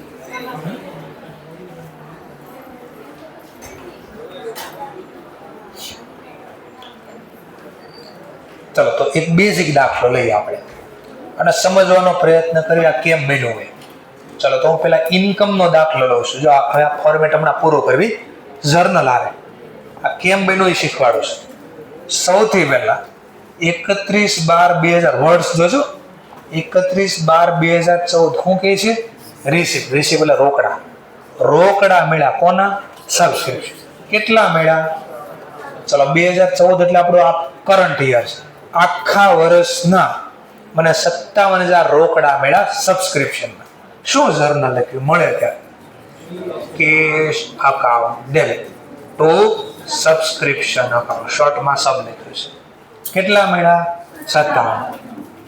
હવે ચલો આનું લેઝર પોસ્ટિંગ કરો ને તો કેશ અકાઉન્ટમાં, હા તો જો આવી રિસીપ એટલે કેશ અકાઉન્ટ. કઈ બાજુ શું આવી ગયો? સબસ્ક્રિપ્શન. એટલે ધીમે ધીમે બધું આવડવા મળશે. ચલો બીજું લેઝર પોસ્ટિંગ કરીએ. કેશ એકાઉન્ટ ડેબિટ અને કયા ખાતામાં આવે? સબસ્ક્રિપ્શન. સબસ્ક્રિપ્શન ખાતું મળ્યું બનવા આપણું. તો સબસ્ક્રિપ્શન અકાઉન્ટમાં કઈ બાજુ? ટુનો મતલબ ક્રેડિટ સાઇડ. બોલો સામેનું નામ શું છે? કેશ અથવા તો બેંક, જે નામ આપ્યું એ લખવાનું. કેટલા રૂપિયા મળ્યા? 57,000. તો જો પાછું ફોર્મેટ બન્યું આપણું. જો આવી ગયું સબસ્ક્રિપ્શનમાં કેશ અથવા બેંક. તો સમજાય કઈ રીતે ફોર્મેટ બને છે? ધીમે ધીમે સ્ટાર્ટ થાય છે. કેટલા મળી ગયા આપણને? 57,000. ચલો સબસ્ક્રિપ્શન કોણ પાસેથી લેવાનું હોય? મેમ્બર. અલગ અલગ પ્રકારના મેમ્બર છે આપણી પાસે, બહુ બધા મેમ્બર્સ છે. એમાંથી ઘણા બધા મેમ્બરે ભેગા થઈને કેટલા બીજા ટોટલ? 57. પછી હમણાં સ્ટોરી બી બનાવો થોડી વાર પછી. ચલો 31/12/14 ના રોજ એક સબસ્ક્રિપ્શન રિસીવેબલ છે. આનો મતલબ શું થાય? રિસીવેબલ એટલે તો ટૂંકમાં એક મેમ્બરે આપણને 3,000 હજી નથી આપ્યા. હજી આપ્યા નથી. તો બોલો આ 57,000 માં 3 લખાઈ ગયા હોય? કેમ નો લખાણા હોય? આ તો જે મળ્યા હોય એ લખ્યા, અને આનો મતલબ તો હજી મળવાના જ બાકી છે. બટ મેં આખો વર્ષ સર્વિસ તો આપી ને, મારે એને બધું કામ કરવા માટે મારે ત્યાં બધું એને ફેસિલિટીનો લાભ લીધો ક્લબ હાઉસની અંદર. પૈસા એને હજી મને આપ્યા ભલે, પણ આપણે તો શીખવી કયા કોન્સેપ્ટ પ્રમાણે શીખવી છીએ? એક્રુઅલ કોન્સેપ્ટ પ્રમાણે. એક્રુઅલ કોન્સેપ્ટ શું કે? સર્વિસ આપી આવક લખો, પછી રોકડા મળે તોય ભલે ન મળે તો બોલવા મળ્યા છે જી, તો આવક તો મારે લખવી પડે ને. ચલો તો આવક લખી દો. આવક ખાતે જમા. બોલો રોકડા મળ્યા હોત તો હું લખ્યું? બટ રોકડા મળ્યા છે મળવાના બાકી. તો મળવાના બાકીને શું કહેવાય? રિસીવેબલ. તો સબસ્ક્રિપ્શન રિસીવેબલ અકાઉન્ટ ડેબિટ. કેટલા રૂપિયા? 3000. કરો લેઝર પોસ્ટિંગ. ચાલો, સબસ્ક્રિપ્શન ખાતામાં કઈ બાજુ? Credit side. લો ક્રેડિટ સાઈડ. અહીંયા સામેનું નામ આવશે સબસ્ક્રિપ્શન રિસીવેબલ. 2014 એટલે આપણું આ વર્ષ છે ને જી. હા, તો આને કયા વર્ષનું કહેવાય? કરંટ યર લખી દો 2014. કેટલા રૂપિયા? 3000. ચલો બીજું લેઝર પોસ્ટિંગ. સબસ્ક્રિપ્શન રિસીવેબલ આપણી લાયબિલિટી કહેવાય. ફરીથી સબસ્ક્રિપ્શન રિસીવેબલ આપણી લાયબિલિટી કહેવાય. હા, તો આ ક્યાં લખાય? બેલેન્સ શીટમાં એસેટ સાઈડ. જો ભાઈનું આપણું પાછું ફોર્મેટ. આપણું ફોર્મેટ બેલેન્સ શીટમાં ક્યાં? એસેટ. અહીંયા કઈ રીતે આવશે? આ જર્નલ આધારે આવ્યું હોય તો ધીમે ધીમે હમણાં ફોર્મેટ બધા બનતા જશે. ચલો આગળ વધીએ પાછું. પછી એક વ્યક્તિ એવો હતો કે મારી પાસે કોઈ પૈસા માંગી મને ગમે નહીં, કે ભાઈ આજ પછી કાલ આવતા વર્ષે ન આવતા મારે, તો એ ભાઈ મને અગાઉથી પૈસા આપી દીધા. સબસ્ક્રિપ્શન કેટલા આપી દીધા? 5000. કે માંગવા ન આવતા. ચલો રોકડા મળ્યા ને. રિસીવિંગ એડવાન્સ કોને કહેવાય? રોકડા મળ્યા. આપણે મળ્યા ત્યારે શું લખ્યું? મળ્યા ત્યારે તો cache account debit two subscript. મેં તો આવક લખી નાખી. બોલો એને આ વર્ષના મને આપ્યા છે? અગાઉથી કોને કહેવાય? અગાઉથી આવતા વર્ષ. હજી એને આપણે સર્વિસ નથી લીધી પણ પૈસા અગાઉથી. તો બોલો એ આ વર્ષ માટેની આવક છે, પણ મેં જો આવક ખાતે જમા લખી નાખ્યું. બટ એ આ વર્ષની આવક એટલે 57,000 માં 5,000 તો નેક્સ્ટ યરના હતા. તો આમાં ખોટા લખાઈ ગયા ને. ચલો કેન્સલ કરો. સબસ્ક્રિપ્શનમાં આવક ખોટી લખાય. કેન્સલ કરવા શું કરશું? ડેબિટ. તો સબસ્ક્રિપ્શન અકાઉન્ટ ડેબિટ. અને આ આવક ખોટી જમા થઈ, કેન્સલ કરવા ઉધાર. અને આ અગાઉથી મળેલી આવક કહેવાય. શું કહેવાય? પૈસા પાછા આપી દો કે ભાઈ નહીં પૈસા તમને લઈ લાવી નહીં, તો આપણે અગાઉથી લખી દઈએ. અગાઉથી ઇંગ્લિશમાં શું કહેવાય?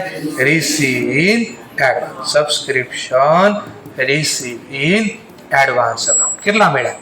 5. કરો લેઝર પોસ્ટિંગ. સબસ્ક્રિપ્શન ખાતામાં કઈ બાજુ? ડેબિટ. બોલો સામેનું નામ? Receive in advance. તો લો સબસ્ક્રિપ્શન અકાઉન્ટ ડેબિટ સાઈડ સામેનું નામ to subscription receive in advance. કેટલા રૂપિયા? 5. તો મને કરંટ યર આમ બોલું ને 2014 માં મળ્યા, પણ આ છે પૈસા કયા વર્ષના? 2015. તો જ અગાઉથી કહેવાય ને. તો મળ્યા મને 2014 માં પૈસા, પણ કયા સમય માટે મળ્યા? 2015. એ આપણી આ વર્ષની આવક કહેવાય. પણ મેં તો જો આમાં લખી નાખ્યા આવક ખાતે જમા, પણ એ મારી આવક હતી એટલે આમાંથી અમે કેન્સલ કર્યા. ઉધાર કરવાનું કારણ સમજાણું ફરીથી. મળ્યા ત્યારે આ 5,000 છે ને આમાં હતા, તો મેં મળ્યા ત્યારે હું લખી નાખ્યું? કેશ અકાઉન્ટ આવક ખાતે જમા. બોલો એ આ વર્ષ માટે એને મને આપ્યા છે. આવક ક્યારે લખાય? આ વર્ષની આપણે એને સર્વિસ આપી હોય. હજી એને આપણે તો આપી જ નથી સર્વિસ. આ તો 2015 માટેની વાત થઈ છે. તો બોલો આવક લખી શકાય નહીં, પણ મેં તો લખી નાખ્યા. જો આમાં તો એને કેન્સલ કરવા મેં શું કર્યા? ઉધાર. શું કામ ઉધાર છે એનું રીઝન કીધું. ચલો બીજી કોઈ ઘટના નથી. આ કયા ખાતાનો પ્રકાર? નોમિનલ ખાતું. વર્ષના અંતે શું થાય? બંધ. ચલો બંધ કરું છું. આનો સરવાળો 60,000. તો 60,000 રૂપિયા લાવવા માટે કઈ ઘટે છે? કઈ બાજુ ઘટે છે? Debit side. તો 55,000. ક્યાં? આની જર્નલ લખી દો. ઘટે છે ને ડેબિટ બાજુ, તો લખીશ subscription account debit two income અને એક્સપેન્સ અકાઉન્ટ. કેટલા રૂપિયા? 55,000. ચલો તો અહીંયા હું લખી દઉં સામેનું નામ ટુ ઇનકમ અને એક્સપેન્સ અકાઉન્ટ. એનો મતલબ 2014 ની ટોટલ આવક એટલી છે. મળ્યા ગમે એટલા, પણ આવક કેટલા રૂપિયાની છે? 55. જેવું આ લખ્યું ને આ ફોર્મેટ આ બની ગયું જો આટલું બન્યું. જો bank account debit, subscription receivable વાળું બન્યું અને સબસ્ક્રિપ્શન રિસીવિંગ એડવાન્સ. આ બાકી એ હમણાં શીખવી. આટલું બન્યું અને પછી નોમિનલ ખાતું બંધ કર્યું. ક્યાં બંધ કર્યું? ઇન્કમ. તો આ કઈ રીતે અહીંયા માહિતી આવી એની મેં જર્નલ સાથે તમને ઇન્ફોર્મેશન આપી. ચલો હવે બીજું, આ ક્યાં લખશો? આ લેઝર પોસ્ટિંગ કરો ક્યાં જશે? Income expense. જો હમણાં ફોર્મેટ બને ઇન્કમ એક્સપેન્સ. ઇન્કમ અને એક્સપેન્સ ખાતામાં કઈ બાજુ? ક્રેડિટ એટલે ઇન્કમ કહેવાય. બોલો સામેનું નામ? Subscription account. કેટલા? 55,000. લો આવી ગયું. જો કયું ખાતું હતું આ? કઈ બાજુ? શું નામ છે? હા, તો આ જમા બાજુ આ રીતે આવ્યું છે. તો ધીમે ધીમે મને ફોર્મેટ બનતું જાય. માની લો મેં અકાઉન્ટ નો બનાવ્યો, આને ભૂલી જાય. હલો આપણે ચેપ્ટર નંબર 7 પ્રમાણે લખીએ. તો આવક ક્યાં લખાય? યાદ કરો. આવક આપણે પીએનએલ સમજવી, થોડી વાર પીએનએલ સમજવી. પીએનએલ તો ચેપ્ટર 7 માં જમા બાજુ આવક અહીંયા લખતા ને. ચલો, કેટલા રૂપિયા આવક થઈ સબસ્ક્રિપ્શન ની પહેલા? રોકડા મળ્યા કેટલા? રોકડા 57. તો હું પેલા લખી 57. આ હોય ટ્રાયલ બેલેન્સમાં. ક્યાં હોય? Trial balance. પછી હવાલામાં તમને આપતા ખબર છે મળવાનું બાકી, કોઈ વ્યાજ હોય, જે આવકનું નામ હોય, તો મળવાનું બાકી તમે શું કરતા? પ્લસ કરતા ને, વત્તા મળવાનું બાકી. મળવાના બાકીને શું કહેવાય? રિસીવેબલ. કેટલા મળવાના બાકી? 3. અને પછી તમે યાદ કરો, હવાલામાં કીધું હોય કે અગાઉથી મળેલ છે, તો આને શું કરતા આપણે? Minus receive in advance.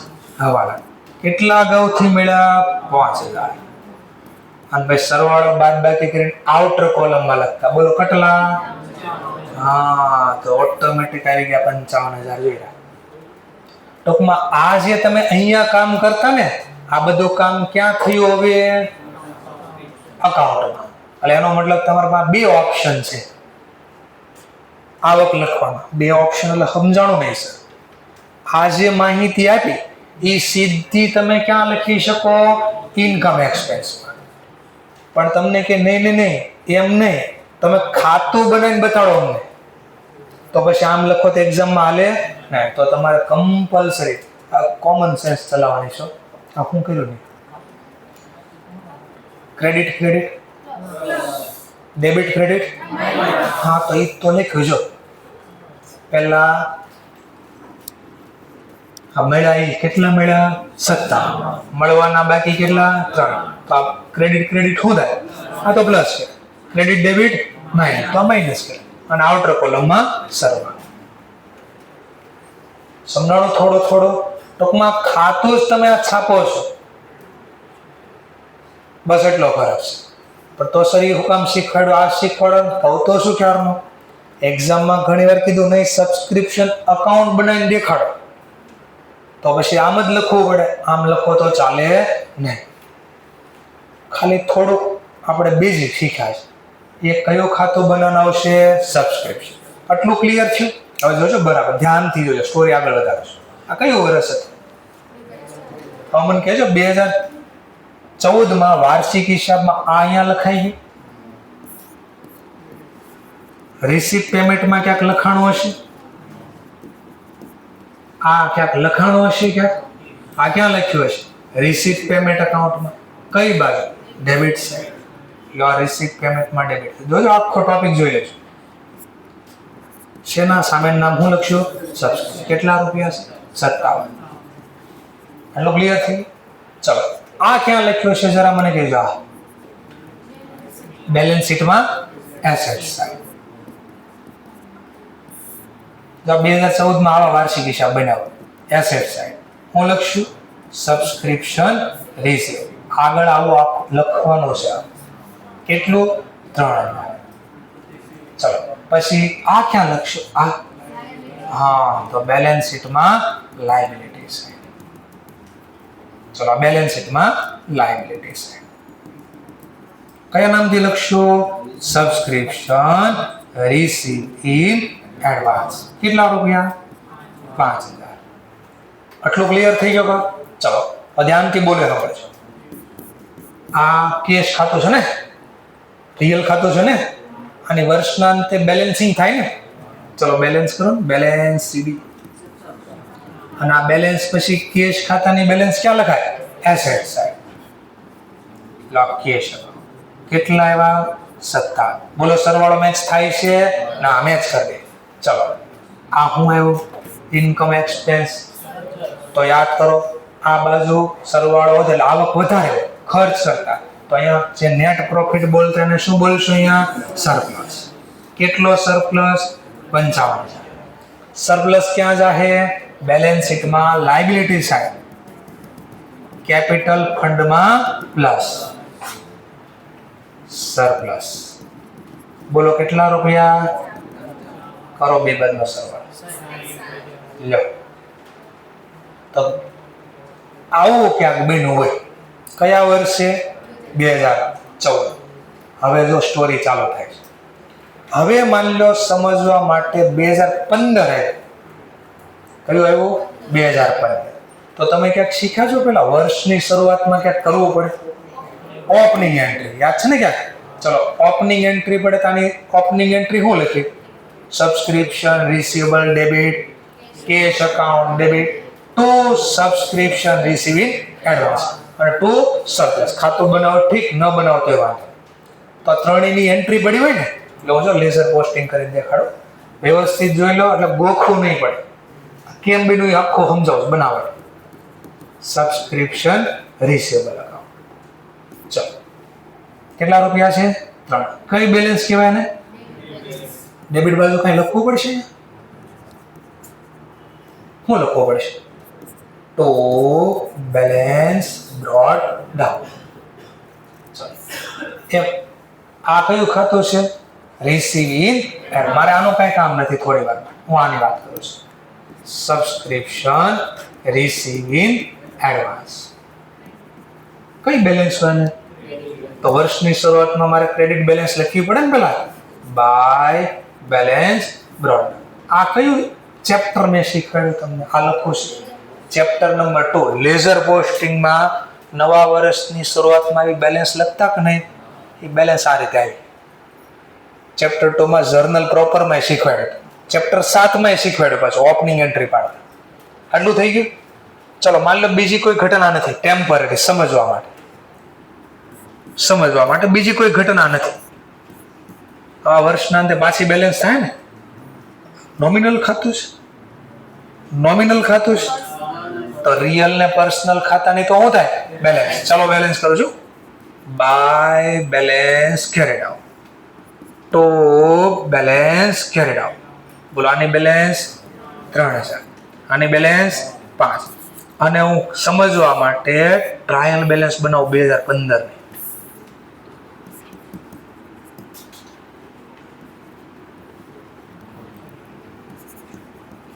Subscription receivable account. કેટલું છે subscription receivable?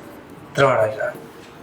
Subscription receive in advance. કેટલા રૂપિયા છે? 5. ધ્યાનથી બોલો, એ સાંભળજો.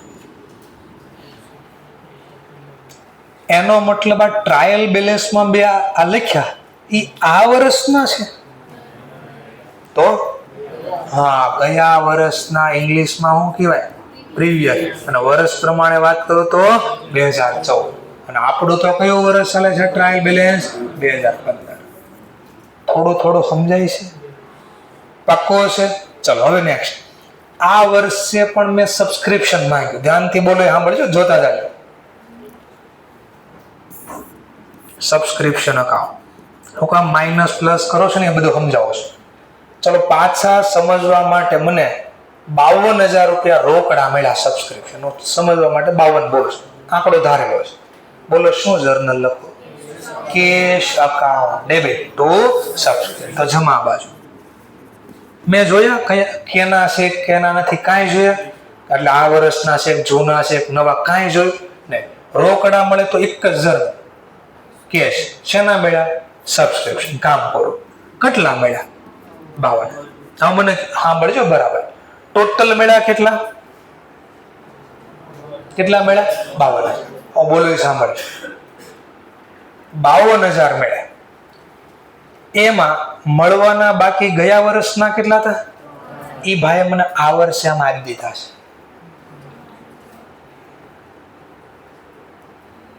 એ ભાઈએ બાકી હતા ને ગયા એને મને આ વર્ષે આપ્યા. તો બોલો એ અમારી આ વર્ષની આવક છે. તો આમાં કોઈ દી લખી શકાય આવક તરીકે? પણ મેં તો મળ્યા એટલે હું લખી નાખ્યું cache account debit to subscription. પણ એ આ વર્ષના છે જ નહીં 3,000 આમાં. તો આ તો ખોટા લખાઈ ગયા આમાં જમા. ખોટા લખાઈ ગયા કેન્સલ કરવા શું કરવું પડે? Subscription account debit to subscription receivable account. કેટલા રૂપિયા? 3,000. કરો લેઝર પોસ્ટિંગ. સબસ્ક્રિપ્શન ખાતામાં કઈ બાજુ? Debit side. બોલો સામેનું નામ? Subscription receivable. જો પણ પાછું ફોર્મેટ બનશે સબસ્ક્રિપ્શન રિસીવેબલ અકાઉન્ટ. કેટલા રૂપિયા? 3. બોલો કયા વર્ષના છે? પ્રીવિયસ વર્ષની પ્રમાણે કહો તો 2014. અને આપણે કયું વર્ષ ચાલે છે? 2015. ચલો એવી જ રીતે હવે ધ્યાનથી બોલો. એમ 5,000 રૂપિયા ઓલા ભાઈએ ગયા વર્ષે મને આપી દીધા હતા. મેં આ વર્ષે એને સર્વિસ આપી. હવે પાછો માંગવા ગયો. લાવો તો ભાઈ તમારા 5,000 બાકી જરા આપો ને. કેમ ન આપે? અરે સર્વિસ તો આપી. પણ યાદ કરો પુરાને દે કે તને 5,000 તો ત્યારે જ આપી. તને ત્યારે જ કીધું માંગવા ન આવતો આવતા વર્ષે. યાદ કર્યું હોય કે હા એવું યાદ આવ્યું. તો બોલો એને મને ફરીવાર 2015 સર્વિસ લીધી. એના પૈસા હું માંગુ તો આપે? આપ્યા જ ન હોય તો આમાં લખાઈ ગયા હોય. ફરીથી ગયા વખતે છે માની લો આનું નામ બોલો મિસ્ટર એક્સ છે. જેણે ગયા વર્ષે, ગયું વર્ષ એટલે કયું હતું? ત્યારે મને આપણને ક્યાંક કીધું હતું. આપણે માંગવા ગયા ત્યારે શું કીધું હતું? માંગવા આવે એ મને ગમે. આલે આ આવતા વર્ષના પૈસા. મારી પાસે બીજી વાર માંગવા આવતા નહીં. આવું કીધું હતું ને? ત્યારે સર્વિસ અપાઈ ગઈ હતી બાકી હતી. તો આ વર્ષે 2015 મેં સર્વિસ આપી. હવે સર્વિસ આપી તો આવક લખાવી જોઈએ કે નહીં?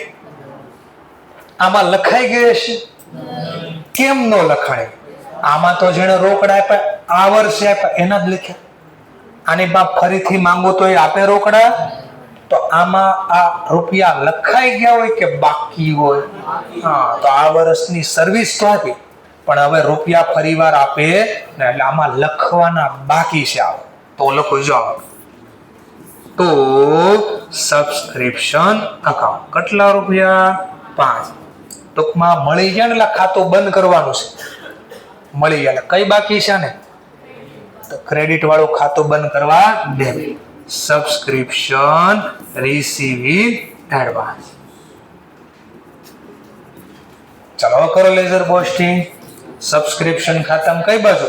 Credit side. બોલો સામેનું નામ? સબસ્ક્રિપ્શન રિસીવ ઇન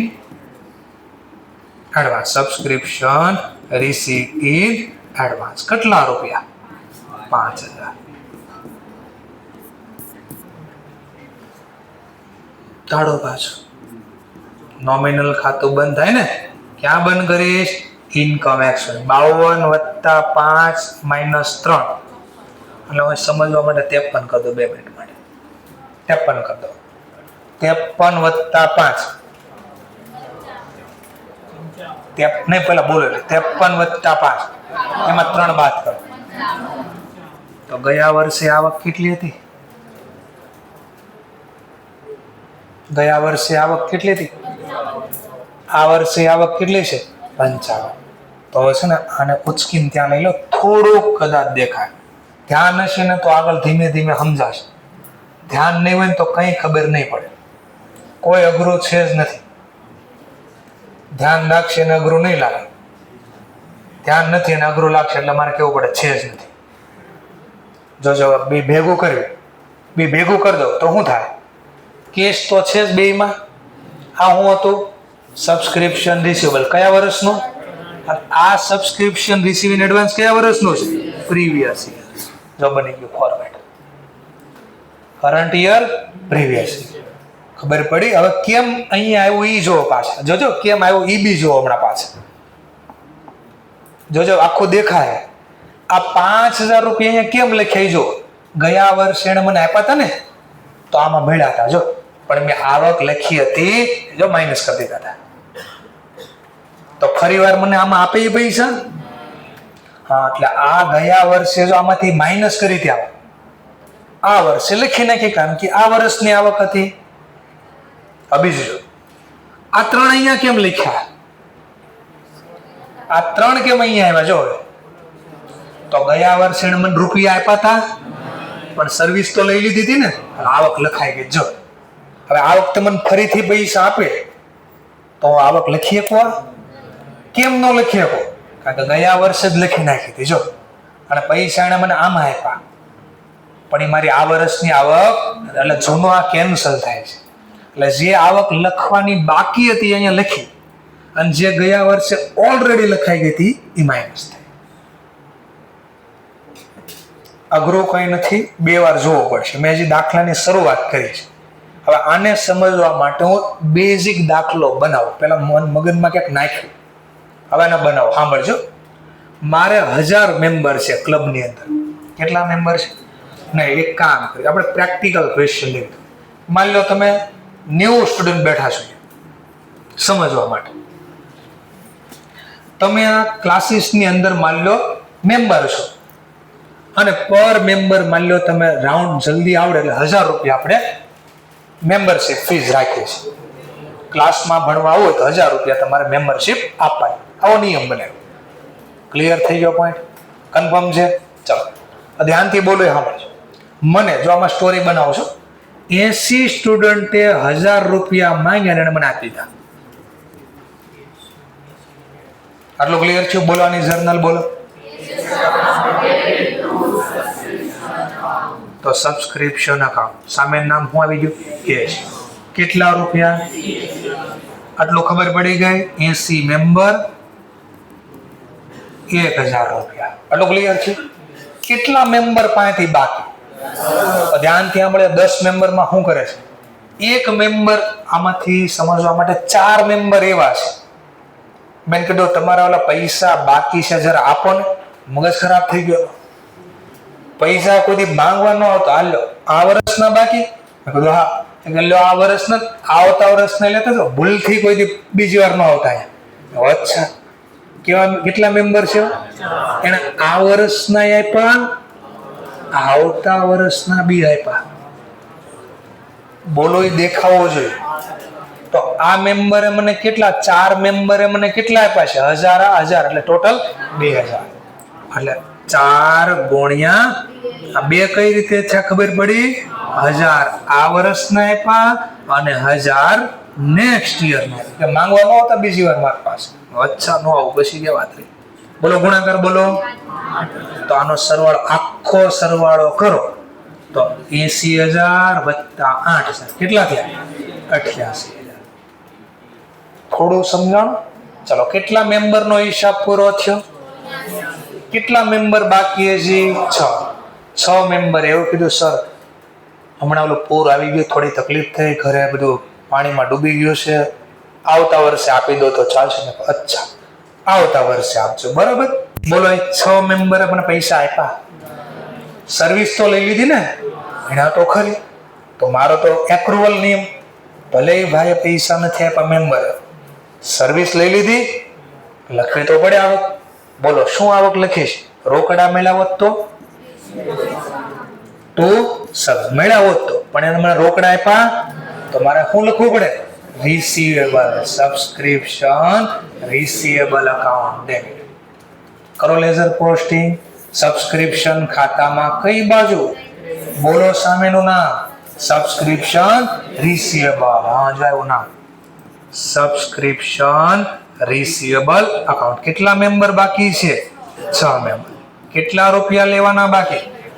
એનો મતલબ આને સર્વિસ આપી દીધી, સર્વિસ મેં આપી દીધી, લઈ લીધી લોકોએ સર્વિસ રિસીવ, એના આપણા પ્રમાણે કહો તો આપી દીધી, service given, but cash not receive. થોડુંક સમજા, ધીમે ધીમે હવે.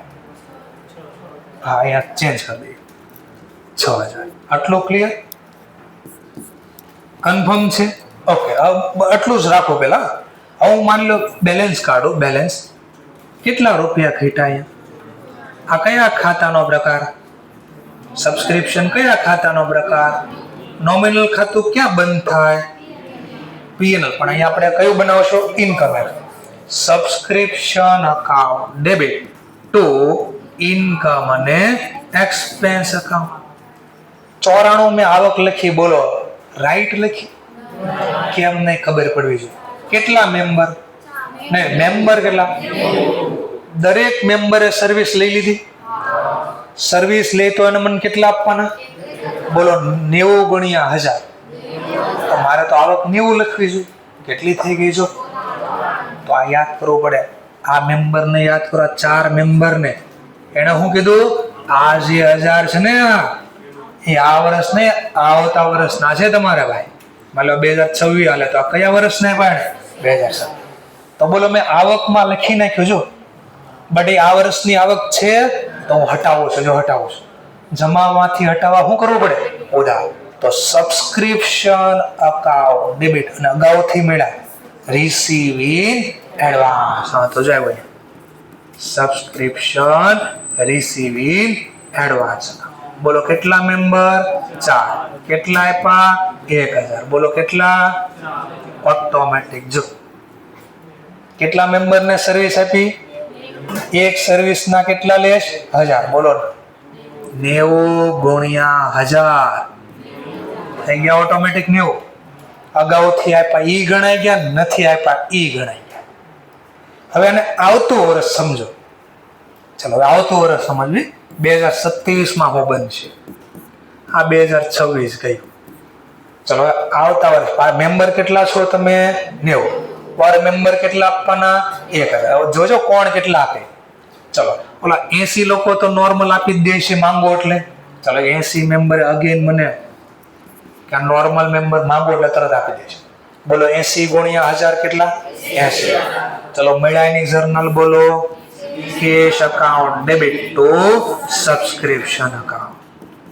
તો 80 મેમ્બર 1000 આપ્યા, કેટલા થયા? 80. આટલું ક્લિયર પહેલા? ચલો હવે મારે આ 6 મેમ્બરને પહેલા યાદ કરવા છે. આ 6 મેમ્બર પાસે પૈસા માંગવા જશે. આ 6 મેમ્બર પાસે.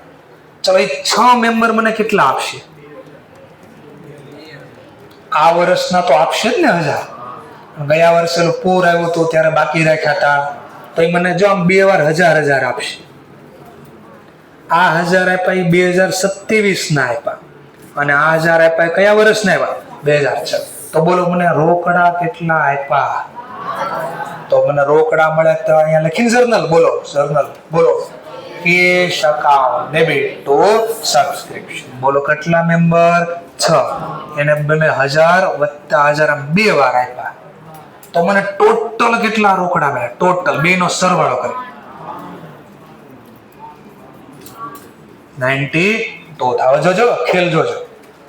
92000 મને આને આપી દીધા. 92000 માં આ 1000 ક્યારના છે? બોલો એ અમારી આ વર્ષની આવક કહેવાય? કેમ નો કહેવાય ખબર પડવી જોઈએ. કારણ કે ઓલરેડી નોટ આપ્યા ને તો લખીને કે જોઈ રહ્યા. એક વાર તો આવક લખી નાખી તમે, ફરીથી પૈસા ફરીથી આવક કહેવાય? નોટ આપ્યા તોય આવક, અને આપે તો પાછી આવક. તો આ ખોટું લખાઈ ગયું ને, કરો કેન્સલ. ચલો તો કેન્સલ કરવા સબસ્ક્રિપ્શન અકાઉન્ટ ડેબિટ. અને હવે પૈસા આપી દેતા મળવાના બાકી કહેવાય ને? હા, તો એ સબસ્ક્રિપ્શન રિસીવેબલ કેન્સલ કર્યો. તો જર્નલ પડી subscription account debit to subscription receivable. તો કયા વર્ષનું હતું 1000? પ્રીવિયસ. પ્રીવિયસ એટલે કયું? 2026. કેટલા મેમ્બર હતા એવા? કેટલા આપવાના બાકી હતા? હા, તો એને આપી દીધા. ગયા વર્ષના હતા, આ વર્ષના હતા, પણ મળ્યા ને ત્યારે મેં અહીંયા લખી નાખ્યા, એટલે કેન્સલ છે. Clear point? બસ એટલું. હો, પહેલા આટલું સિમ્પલ સમજવા માટે. બસ પહેલા આટલું જ. બેલેન્સ કાઢો ને, ખાતું બંધ કરો. ક્યાં બંધ થાય? ઇન્કમ અને એક્સપેન્સ. કેટલા આવ્યા? કેટલા મેમ્બર? પર મેમ્બર કેટલા? તો આવક કેટલી થવી જોઈએ? આ કેટલી થઈ? તો જેટલી સર્વિસ આપી એટલી આવક લખવી પડે. તો આપણે ઓલા યાદ, અરે યાર 4 મેમ્બર બાકી રહી ગયા, તો ગયો દોડ દોડ, આવો 4 મેમ્બર આવો, પૈસા લાવો. એ કે યાદ કરો સર, ગયા વર્ષે જ તમને કહી દીધું તો યાદ કરો, યાદ કરો. બીજી વાર પૈસા માંગવા આવતા નહીં. ચલો, તો કે અમે જો સર્વિસ નહોતી લીધી 27 ની, તો પૈસા દીધા હતા. ચલો, હવે મને જો ફરી વાર પૈસા માંગો તો આમાં આપ્યા હોય, તો હવે મેં સર્વિસ આપી, પણ એ આવક લખાઈ ગઈ બાકી છે. હા, શું કામ બાકી છે? જો પૈસા અહીંયા આપ્યા હતા, એ આવક કેન્સલ કરી અહીંયા બાકી રાખી, એ હવે લખો આ વર્ષના છે. બોલો જર્નલ. હવે અગાઉથી મળેલા કહેવાય નહીં, કેન્સલ કરો. Subscription receive in advance account debit to subscription. તો અહીંયા સામેનું નામ આવશે રિસીવ ઇન. કેટલા મેમ્બર હતા એવા ગયા વર્ષના? 4 મેમ્બર. એને મને 1000 અગાઉથી આપી દીધા હતા ને, નાખ્યા. બોલો કેટલા થયા? 4. અને હવે બેલેન્સ કાઢો. થઈ ગયા? તો કેમ આ પ્રીવિયસ યરના પ્લસ માઇનસ થાય? થોડું થોડું ખબર પડી ગયા. આ ગણ્યું ને એટલે થોડીક કદાચ ખબર પડી હશે. અને આ બેના આધારે મેં આ ફોર્મેટ બનાવ્યો હતો. ઓકે, તો આવું ક્યાંક ભણવાનું છે કામ. આ ડેમો આપ્યો મેં તમને. Thank you very much. Next લેક્ચરમાં મળશું.